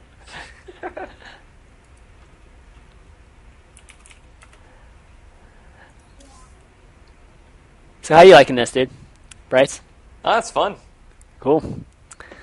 Yeah, I was hoping, you guys would, get a few tips from each other too. So, hopefully everybody gains from this. So. Yeah, I swear, man, all the Zergs, ZVT, that was just exactly how I play it too. I mean, all the numbers were the same too, with gas on 36 and stuff like that. I mean, yeah, exactly. Well, it sounded completely familiar. I definitely had more ZVT from you, but I've had maybe a few from him, and yeah, everybody pretty much plays the same way nowadays, except for Stefano. Yep. That build, I'm still not a fan of it. Yeah, it's just tough against mech. I mean, just the mech opening, the heavy Hellion opening, really puts you in a loop, because they could either go mech or they can still fuck you with Marine tank, and you're just stuck, not knowing until you have enough infestors, right? So it's it's really too many Hellions is too much of a counter, and it's too much flexibility. So I agree. Man, what was I thinking this game? Who will you bring in to teach Protoss? That's a good question. So I was talking to Machine earlier. I'm going to try to get... I'm not going to promise anybody right now. That'd be crazy, because I haven't talked to other folks. But, some guys, I'm hoping, hopefully maybe they're watching. I'd be lucky. But maybe Axlab. I already talked to him today, by the way. Oh, yeah? What did he say? Oh, he's 100% down. He'd love to. Oh, great. Yeah, so hopefully X left. It sounds like it's just up to me. Yeah, that'd be wonderful because his analysis is quite good too whenever he's streaming, so it'd be perfect.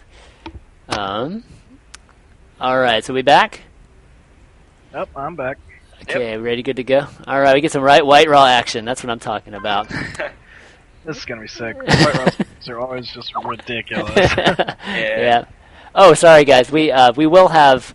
It won't be a coaching corner show, but it'll definitely be one of my streams where we'll have coaching on it, and it's gonna be with Future on Saturday. I'm gonna be streaming a lesson for a trios lesson with VT Future, and so there'll be some Protoss there too.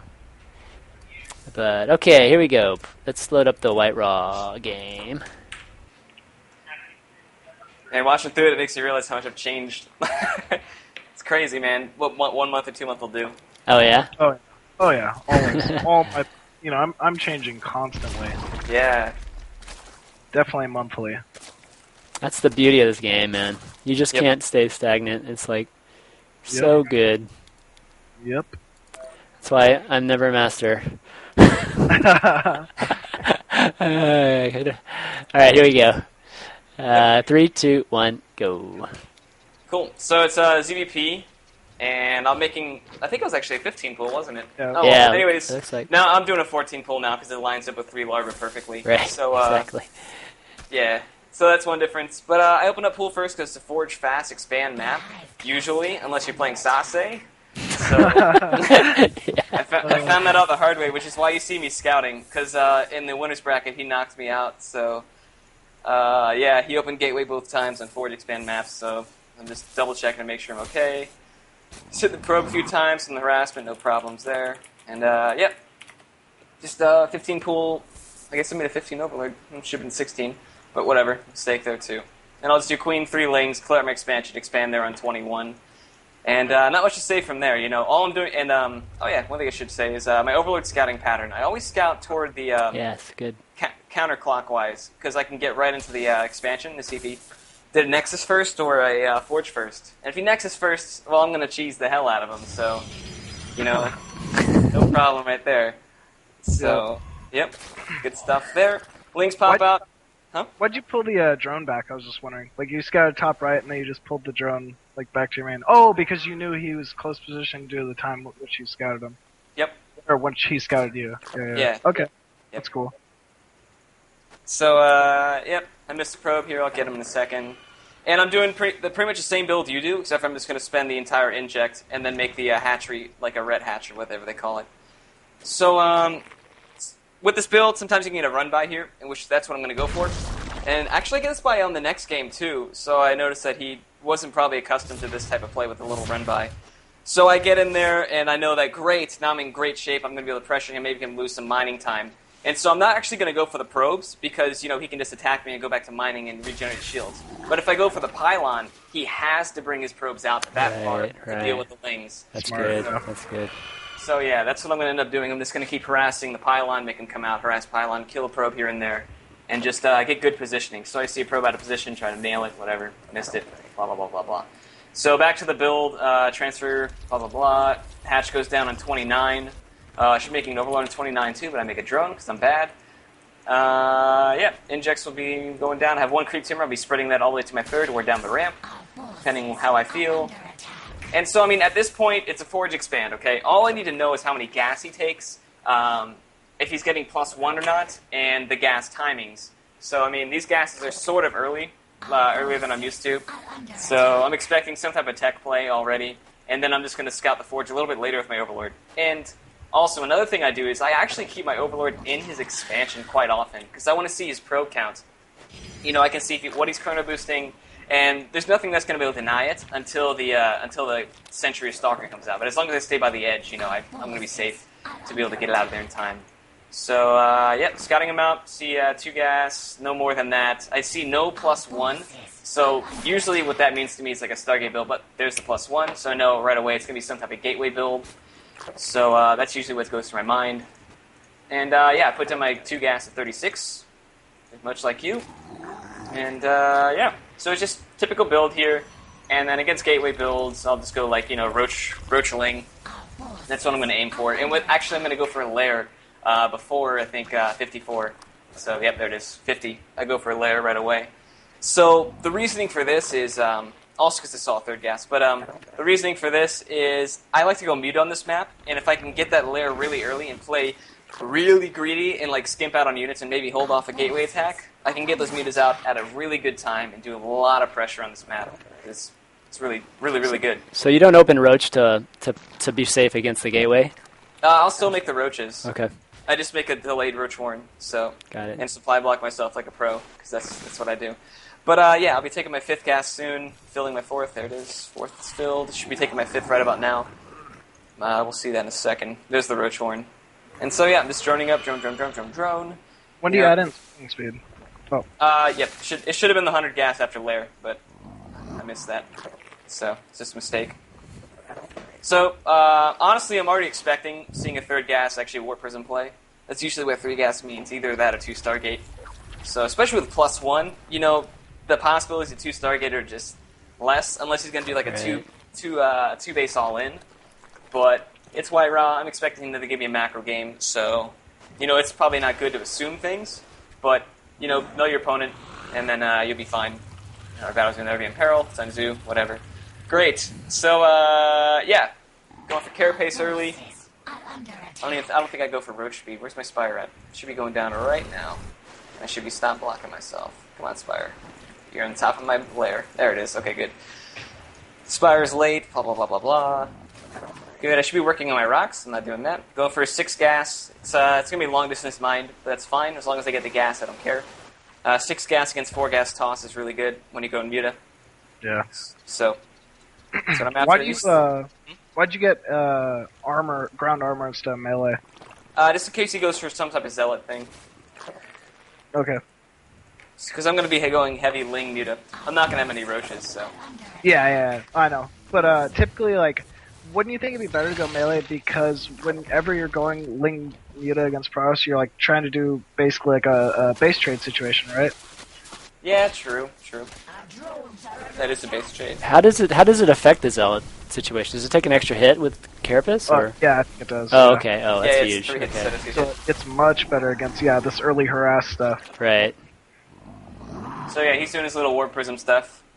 He actually did this all 3 games. First game, I botched the game. Oh, I'm still kicking myself over that. Dude, he's not doing this now. I mean, it's like all the high-level Pro House players are doing this now, so... Yep. So, I mean, I'm just going to deal with it. He's not going to do much damage here. My mutas are going to come out at a great time to deny the Warp Prism. And then I'll be able to put pressure on him and take a 4th, because that's what you do with mutas. You get a huge economy, and then I'll make my spine wall, of course, between my 2nd and 3rd base. So, and then, so would you say the muta, this Warp Prism harass always comes before muta? Like, can you generalize that and say that? I mean, basically. Yeah, because if you try to rush the mutas, you're just going to die to the Warp Prism harass. Got it. Because I mean, he's going to have +1, and to be able to get a good amount of mutas out, you don't want to be building too many Roaches. As you see, I only have like 5 Roaches, right. and that's it. And the rest were Lings. Just defense, yeah. I really like this actually. Like you didn't. I like the way you didn't overcommit at all to Ling production, Roach production, and you basically just got the perfect amount of units to go ahead, just deal with Warp Prism. There also would have been a big difference had you not made the Roaches and just tried to make Zerglings. Like, this is actually really nice. I'm gonna copy this. Go for it. But, yeah, so right here I find his sentries out of position. I get those, so I know that he can't push. That's huge, yeah. Yeah, so, I mean, all I'm looking at right now are sentries, cannons, and probes. That's it. So, I mean, I'll just do all the harassment I can do. Just back and forth, and just abuse the map structure to my advantage. So I'm not always going to try to attack the same spot twice. So I already attacked there twice. So now I got to go somewhere else. So I'm probably going to go probably toward the main, unless I see an opening. And I look, I should have gone to the main right there, so I didn't. So yeah, 4th base going up, and now I'm thinking about the just getting as many drones out as I can, getting my melee carapace non-stop all the way. Always melee carapace for me in all matchups, because Broodlords, Ultras, all tier 3 units are melee carapace. Right. And Roach Speed finally being made. Those Roaches are so slow. Oh man. You're transitioning to Roach. I see. That's pretty cool. Oh no, I'm not going roach. Oh. I'm just making it just in case for like a more warp. I actually don't want to base trade with this. I'm not looking to base trade. I know it sounds weird, but I actually want to kill his army. Okay. Do you think Baneling would have been better, especially after picking off the sentries? Baneling? No, because he was going Stalker heavy, and I think he's going Robotech. I see. Yeah, definitely Colossi, right? They just showed a Colossi there. Yeah. So, I mean, just now I'm just keeping him active while just still macroing up, So I'm at 181 against 137 supply. These mutas are doing a really good job, I guess. I haven't killed enough probes, but I mean, it just keeps him in his base, just like a terror. Exactly. It's all about map control with this build. Yeah. Yep. So I got a Ling by his 4th, I've got a couple towers. I should get the right tower, because that's actually going to come into play, because he's got a pylon and a probe headed out. But I will be scouting around the top right of the map on a little bit to make sure there's no pylons or DCs. So what composition are you shooting for? Just Roach Muta Ling just to engage the army? That's what I want to go to Broodlord on this map. Broodlord, Infestor, Ling is my eventual comp that I want. Okay, so you want to trade at some point, right? Yeah, because you're not going to have any supply for that. I want to fight him at the spine wall. So I see. It's my goal. So right there, I picked off the sentry because that was huge again. So yet again, his push is delayed even further. So. I see. See, that would have gone for the Colossi like an idiot. Yeah, those take forever to kill.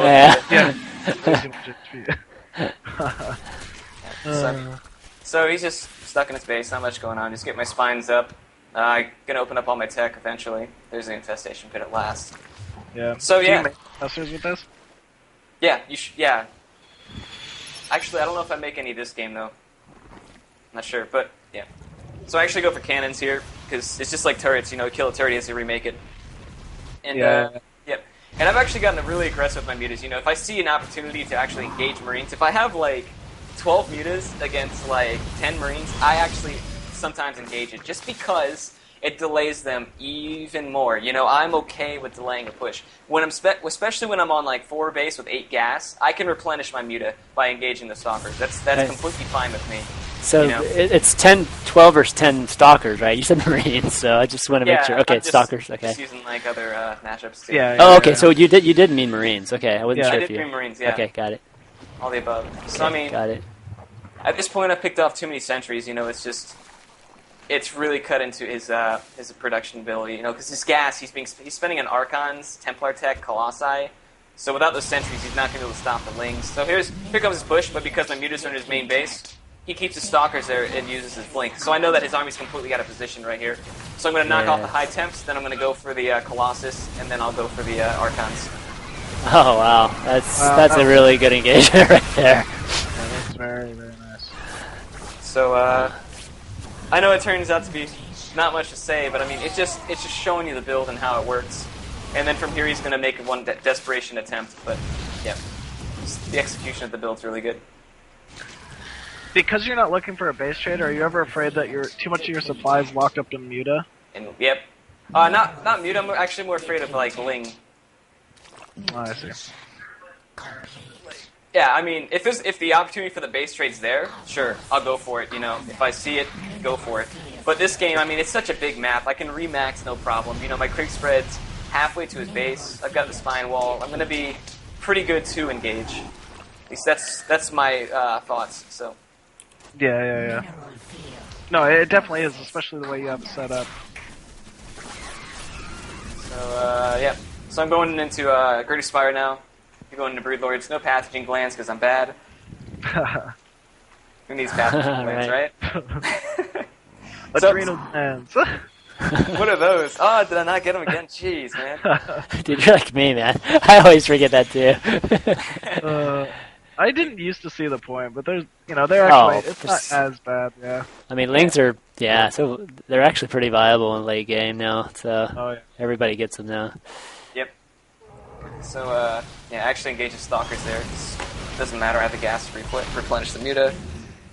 And I'm fine. I'm content with him staying on his bases now. As long as I know what his unit comp is going to be, I know what I need to remax on. So I might lose this army. That's fine, but the remax is going to be this army. That's all I'm thinking about right now. So, so nothing prompted you to go to Hive? I mean, nothing prompted you to go to Hive Tech, I mean? Oh, no. I wanted to go to Hive Tech no matter what. I want to open up all my techs. Yeah, right, okay. Yep. So he tries knocking. Oh, there we go. There we go. There's a Girder Spire. Right, I forgot about that. But, Oh! yeah, I know, so close, right? Oh man, so close. But yeah, this is the final attack, and I should have been expanding more. That's the biggest thing I would say about this game. I should have 2 more expansions at least, with spines and spores at them. So, yep. So I noticed that his army's kind of out of position. The Archons are by themselves, so I can just magic box and kill them, and then my Lings can come in and deal the rest of the damage. And so that's going to be the end of the game. Yes. I like the drone pull timing. The instant reaction, that was good. Thanks. Yeah, I mean, yeah. Cool. So that's GG. I ended up losing the series, though. I botched. Oh, I played so badly the 3rd game. First game, I just, like, threw away 200 supply for nothing. After being ahead by, like, 50 supply. It was bad. I see. Yeah. So, oh well. Yeah, it's a good build. Alright, that's a good replay. That was definitely... Yeah, that was very nice. A lot of interesting things there. Okay, I think we have one more. Looks like another ZVP. Just ZVP night. Everybody loves ZVP, right? Okay, let's load this up. It's on Shakura's too. Feels like more of a feat winning ZVP. I think that's why we kept Exactly, right? Look what I did, everybody! I ask all the Protoss and Ladder and a Forge Fast Expand, which all in are you doing, bitch? Exactly, right? Uh, Oh, God. So true, man. Every Forge Fast Expand game. Stargate, 6-gate, Stargate then 6-gate, Stargate 6-gate Blink, Right? Warp Prism.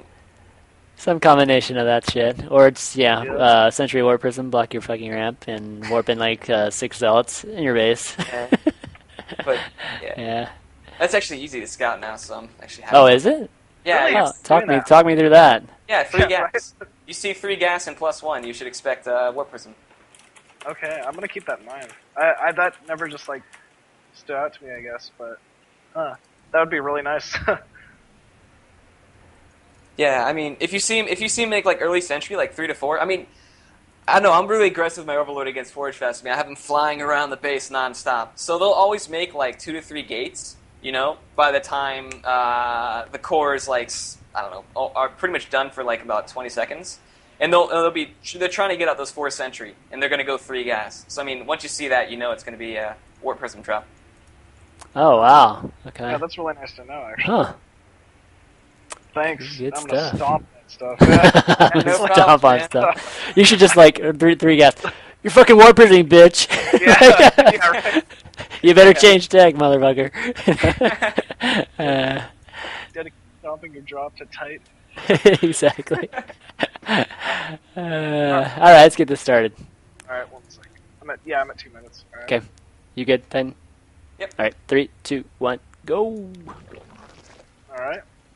Well, first off, I gotta plug my buddy here. This is LG Shu. For those of you guys who know him, he's like my Protoss Gold student turned master turned highest rated free agent at the last MLG in Providence. So just playing some practice games with him. And first, once again, a very common Forge fast expand map. So I'm just going 14 pool. Not gonna go gas pool on this map. I actually just send my drone immediately over to the 3rd. I usually don't do this and just try to grab the early 3rd because, the whole, like we were just talking about, where they could actually just go one base gate, even though almost no one does it anymore. I hate taking that risk, but every once in a while I will. And I just go ahead and grab that as my natural. Try to delay that Nexus a little bit. I was a little unsuccessful because he got the drop off on me. Was able to push that drone away with his probe. So here, just 4 Zerglings looking to kill off that pylon, scout for a can, rush that 3rd. That's what the drone's there. Yeah, that's what I was going to ask. Right. Yeah, I hate cannon rushes. It's like the worst way to lose. Seriously, I will rage at just about anything. Play name, sure enough. Yeah, seriously. Yeah, seriously. So I go ahead, send a Zergling directly over the 3rd. I know he has to have a probe there, so I scout the whole perimeter of that 3rd base, I think. And I send my first Overlord directly to his natural.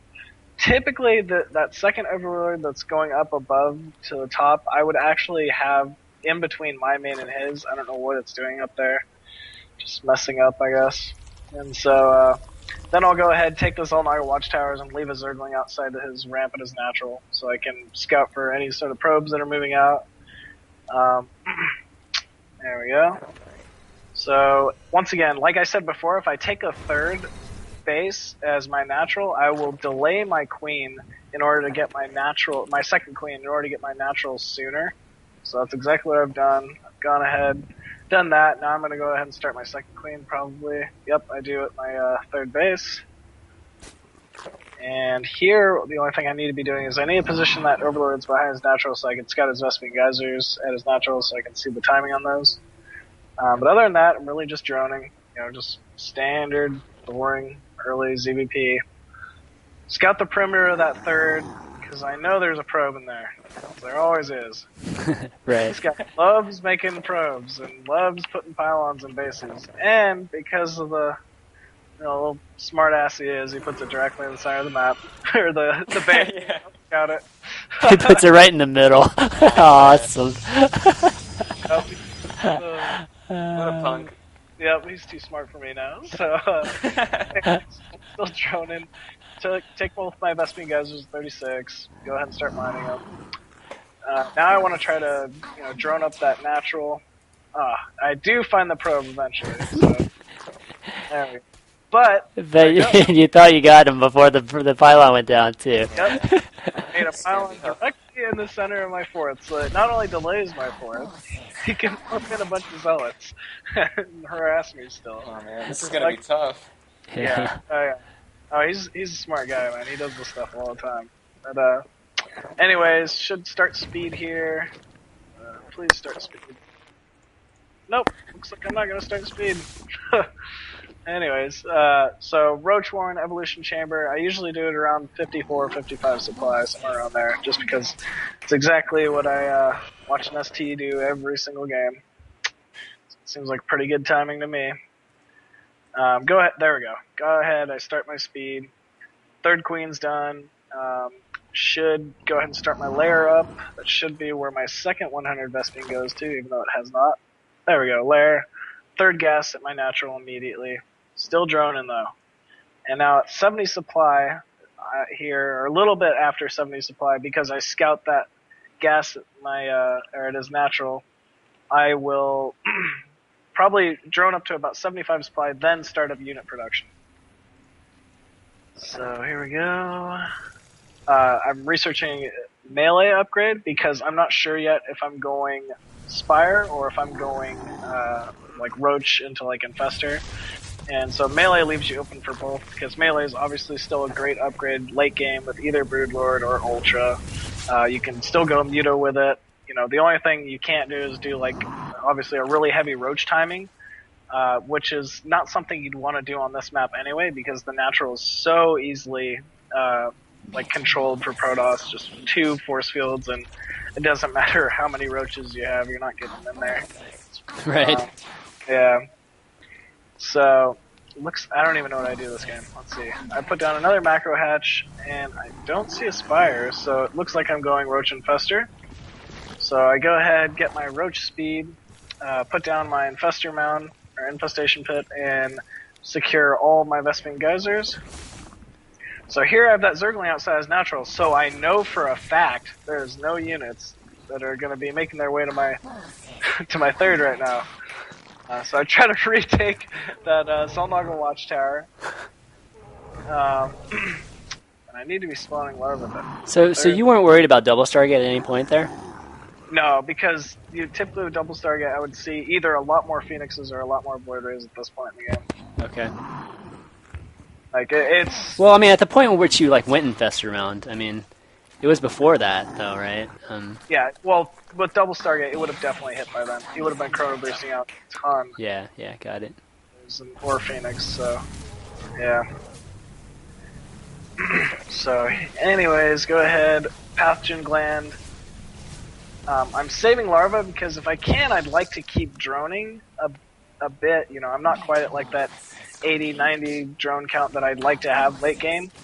And it's not like I really have to spend all my resources on units right now to hold off a push as long as I know that he's on my half of the map. The one thing I would be worried about is like some sort of warp prism harass off this, but because of the amount of air he's made, and I've made, the fact that I've made enough units to really deal with any sort of a drop at this point anyway, I'm not too worried. So there we go. Pylon, I scout the 4th. I'm like, you could have done a lot more with that. I don't know why you didn't. Yeah. Go ahead, try to kill off that pylon, secure my 4th, and transition to Roach, Ling, Infester. I don't really want to spend too many resources on roaches at this point, because I don't really know exactly what his composition is. He's denied all of my scouting, and I don't know, maybe he's going to a robotics facility, maybe he's like a gateway-centric after this. I'm guessing he's not gateway-centric because of the fact that he hasn't really harassed my 3rd with like a heavy amount of units, knowing he had that pylon there. Right. But that's the only thing I really have to go on. And the fact that he doesn't have a 3rd right now, is really like making me scared, making me play very passive. I need to, be scouting around and, just try to find out what kind of composition he has, and in order to deal with it best. So here we go ahead. What was that? So in this position, I know a lot of times I'm kind of like in limbo whether I should just go ahead and just try to max or save a lot of save some supply for higher tech. I mean, what do you think in this situation? If I didn't have infestors, I would say max, but I feel pretty safe with infestors here. Got it. I'm not too worried. I have the potential to go ahead and crank out that max production if need be, but because I have infestors, I've also the ability to attack. I want to try to attack if I can, so I can spend those resources on more supply-effective units. So here I go ahead, scout that assimilator at 12, and I'm like, oh my god, what the hell? So there's where the 3rd's been the whole time. So now, lucky for me, had I gone ahead and done that whole max timing, I would have put myself in a pretty horrible position at this point. But, I played it safe, played it smart, only went by what I really saw and knew the potential for, and so I've gone ahead and got a very fast Greater Spire anyway, and I'll be completely fine from this point on. So I see. Just trying to delay that other 3rd, and because his 3rd is so out of the way and in such a poor position, I can actually go ahead and pressure it. And I want to try to force him into the center of the map so I can get a very cost-effective engagement, get some good fungals off. Looks like that's exactly what I'm going to do. After I throw away a bunch of overlords and some free roaches. But it looks like I can't really pressure that too much right now. That's a pretty smart base, actually. Wow. So I go ahead, after I scout the Colossus, crank out my Corruptors for Broodlords, and I want to, because I'm max, go ahead and make this trade. I know that I can get a pretty good trade, and then I could go ahead and retreat after the trade, morph my Broodlords, and be fine. So that's exactly what I'm going to try to do. I need to saturate that 4th. I don't know what I'm doing right now over there. I need the Vespian Geysers there. I should have had them already. But I go ahead and pull a piece of my army to lure them into bad position, and then go ahead and engage. Nice. That's good. I really want those Colossus. So you're going to save those Corruptors, right? Yep. Okay. I wasn't sure if you were talking about Broodlords at home, or you're talking about these Corruptors. I use the burly Infestors, and then retreat the Corruptors away after throwing some Infested Terrans. Right. Oh yeah, you always want to keep the Infestors and Corruptors alive. So, yeah, that was great. Got that trait wanted. He's down to 111 supply. I should have had these extractors at that point. That's really bothering me. It's a pretty big deal. Pretty big mistake. But anyways, now I go ahead, retreat them immediately back, morph my Broodlords, and I should have the Zelnaga Watchtowers right now, because when these are morphing, this is the one time that I actually do feel very vulnerable. Right. But lucky for me, he didn't go ahead and engage in the center. So normally would you have spines too behind it? Yes, I definitely would. yeah, with the 2,500 resources, and now I do go ahead and morph these spines. Right. Yeah, they needed to be there earlier in that. Yeah, because that would have kept you safe from the morphing, right? Yep, exactly. So now I want to go ahead and cut off this, limb of his, pretty much. I know this is a very valuable base to him. It's fully saturated. It's been there for a while. And I go ahead and use my Broodlords to do that, and my spines should be up in time to either hold off any sort of counter push he has, or at least delay it enough to where I could get the Broodlord Infestor back. So here I see him engaging up. I need to run my Broodlords above the ramp so I can go ahead and get those magic fungals and put him in a bad position. But he's smart. He chooses not to take the bad engagement. And I'm able to pick off that Warp Prism that was my 4th with some Corruptors. And I should be able to get back in time, if need be, to go ahead and save my natural or my 3rd. And so here, I'm still just playing 4 base versus 3 base, only I was able to kill off that early 3rd of his. And you'll notice one thing I did do is I actually shift. I took those 5 Zerglings at 6 o'clock, shift killed the rock to get to 6 o'clock, and then shift killed the rock behind his 3rd.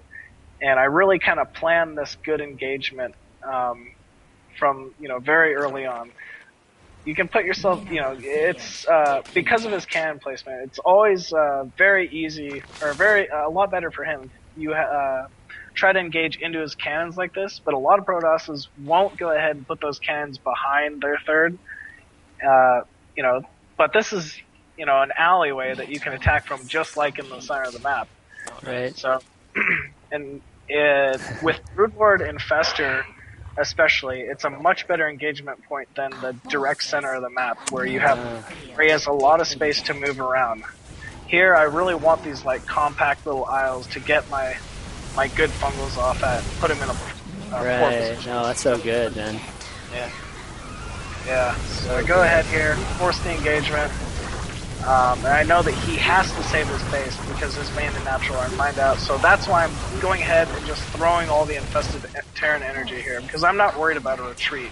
I'm engaging inside his main, or his 3rd.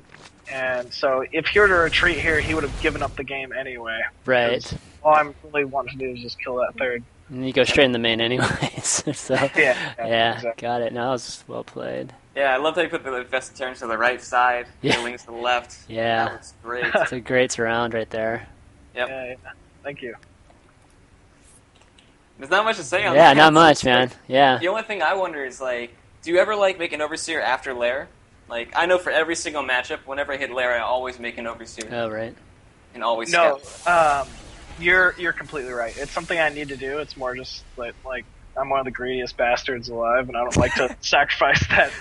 He doesn't like to scout, dude. He just likes to build drones. If they play correctly, my build should counter them. They play how I think they're going to play. Yep. Yeah. Exactly. An 8-gate all-in, a 6-gate, they just play standard, make their own box facility, take their 3rd, and play smart, then I'll win.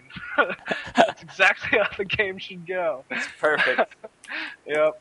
No, but you're completely right. It's something I really need to get in the habit of doing, and I mean that's it clearly is why all these the Warp Prism timings and such better than myself, because that's just something I've needed to add to my play for quite some time now and just haven't done so. Right. Yeah. Shit, I forgot to mod you guys. Beautiful though. It's great. Yeah, it's good stuff. Y'all ever put those? I think I might have mentioned it to you guys. Have y'all tried putting those 2 lings really early on the rocks on that map? Oh yeah. No. You should try that, especially against Terran. It's so good. That'd be great. It's actually really good. You can break those rocks by 9.5 minutes, both of them. Really? Yeah. When the push comes too. Yeah. Yep. You can create another alleyway for you. That's the big thing about that map, right? There's only one attack path. Yeah. Like I said, I love doing that with Broodlords against Protoss. Yeah. A lot of people, and it's not like the middle is a horrible place to engage from. It's just that, and that's a big reason why Broodlords are so common on Shakira's Plateau anyway.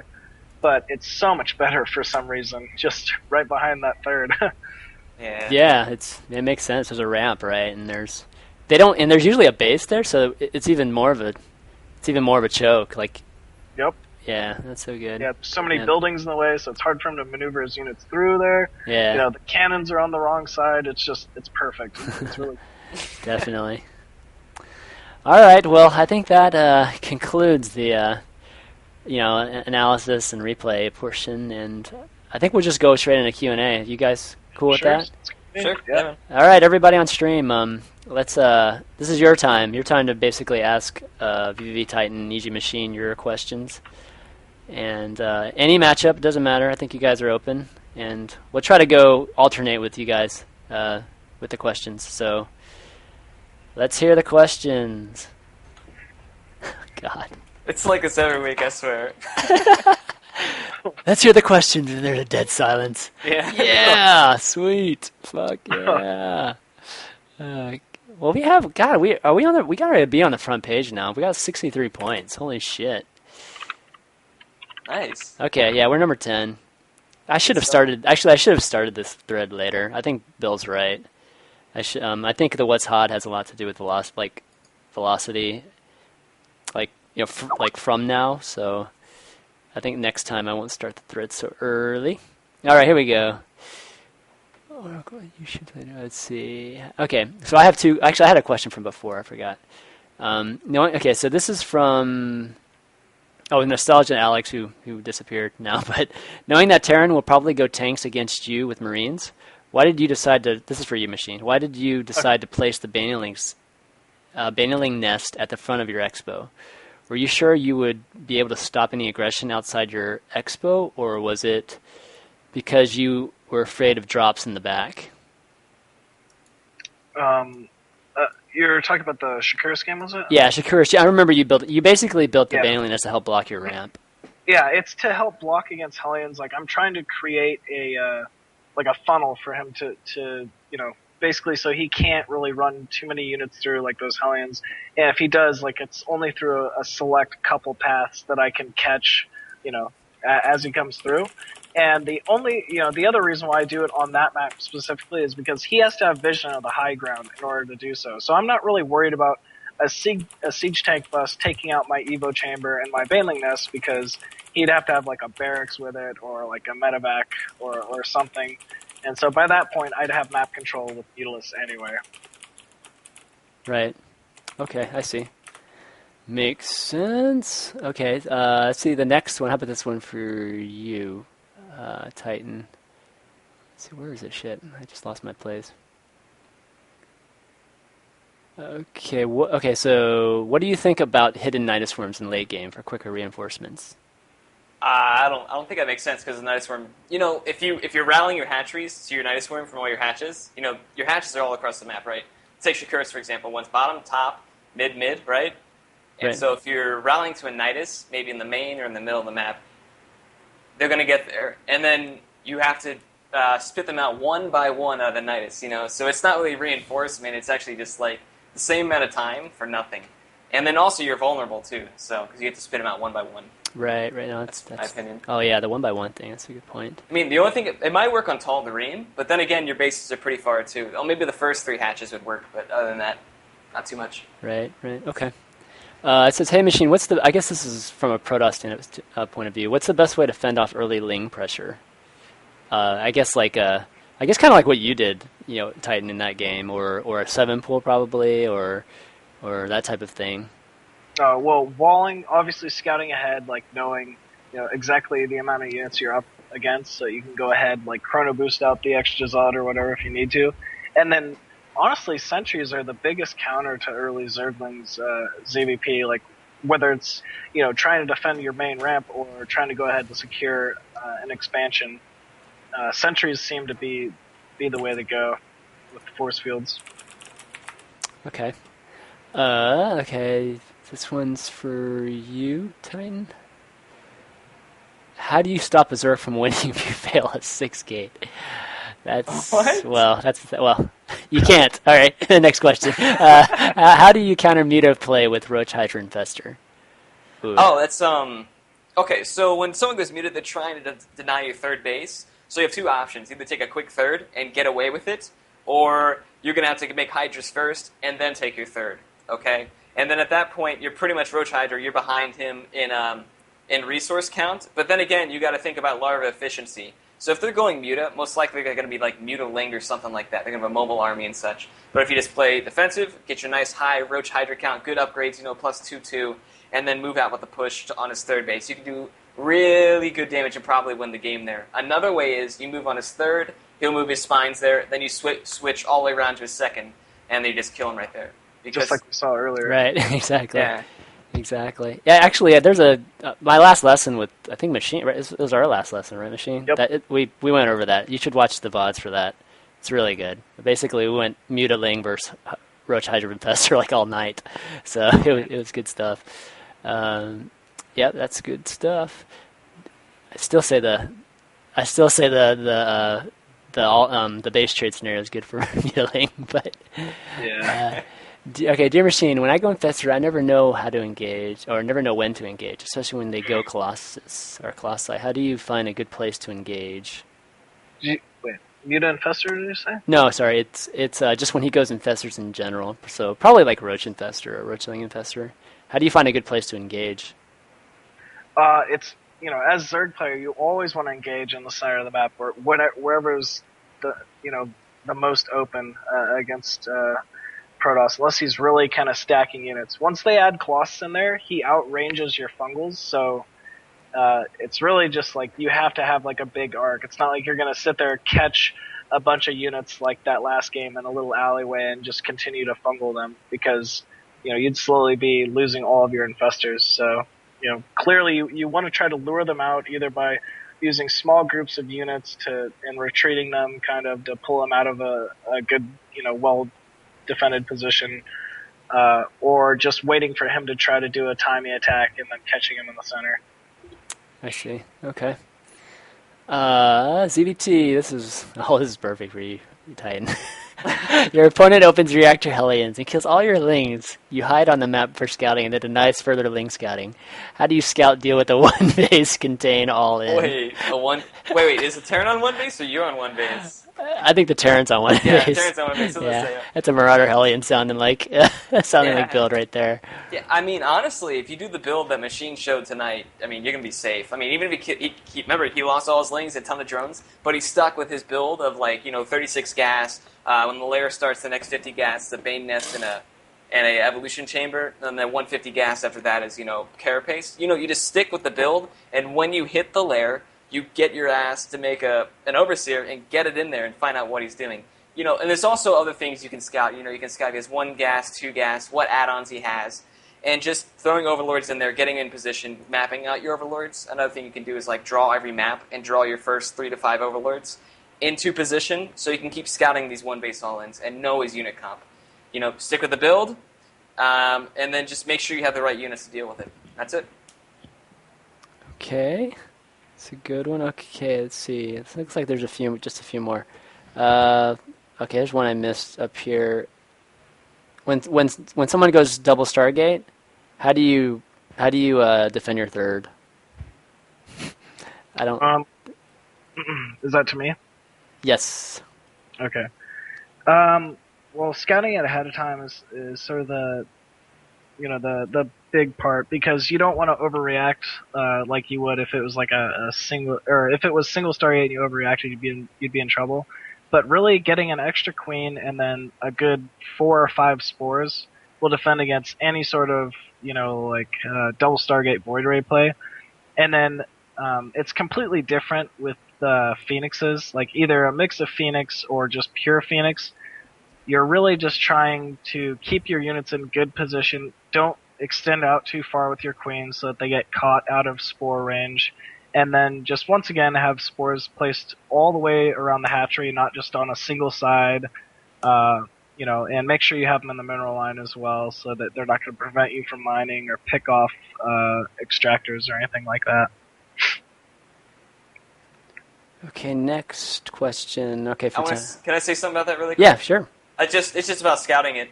Like, a way to know if they're doing 2 Stargate is 3 or 4 gas, and also where they place their pylons. Like, if they have their pylon, like, hidden in their base type thing, like it's off to the side somewhere, and they have 3 to 4 gas, you should automatically expect some type of, like, heavy cheese with Stargate, Robo, or DT. If they have the pylon to the left of their nexus with, like, space for gateways, expect gateway type stuff. So, something to look for. Oh, I see. That's smart. I always see when I see those pylons just spread out. I usually think it's just to scout for nidus or something like that. But yeah, I guess that's a good point. No, usually the first 2 to 3 pylons are for whatever buildings they're going to make. Oh, I see. Okay. Let's see. Okay, here's a good one for you, Titan. How do you remind yourself to keep spreading, creep, and injecting? Is it just practice or muscle memory? My injects and creep are beyond garbage.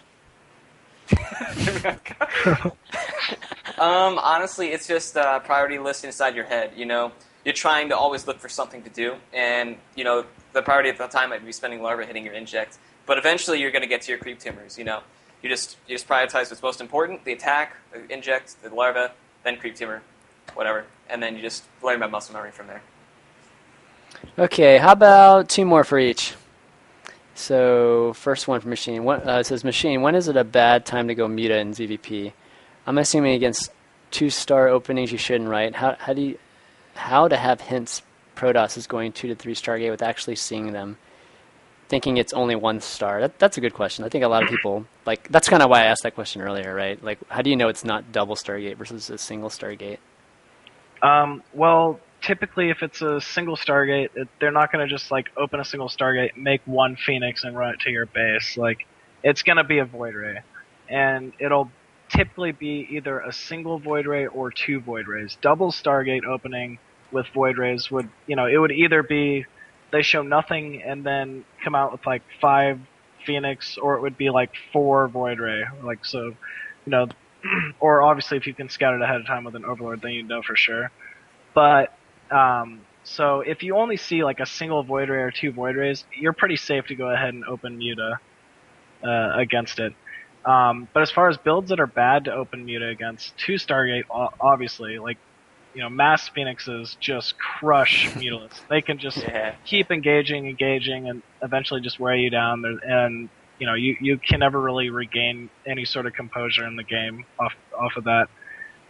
Any sort of a very heavy 2-base gateway-centric timing is bad to really go Muta against, because if you tech Muta and you try to get out your typical Muta timing, you're just gonna die before the Mutalists even get up. Most gateway timings will hit before Muta. Well, I think just about all of them will hit just before Muta.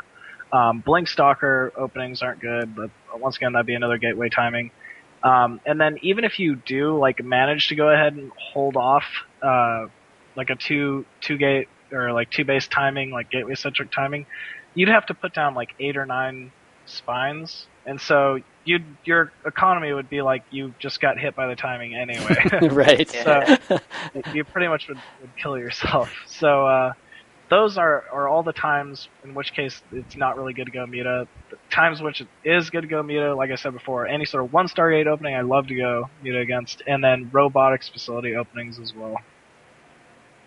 Okay, that's a good question. Okay, how about this one for you, Titan? What is the best way to deal with High Templar Immortal without going Muta? That's a late game composition. You're not going to see that mid game. So since it's going to be late game, I just probably go Broodlord. That's what comes to mind for me. Because if you go Immortal, you're just going to get smashed in the face, because they're going to have Immortal Zealot, probably High Temp with an army comp like that. So yep, and probably Archons too. So yep, exactly. All right. Well, X6 Terran asks how good are Marines? We're a machine, but I've passed on that. I passed on that question a long time ago. We not game 2 against exactly. MVP. Okay, so let's see. What's a good last one for you? See any good ones? Let's see.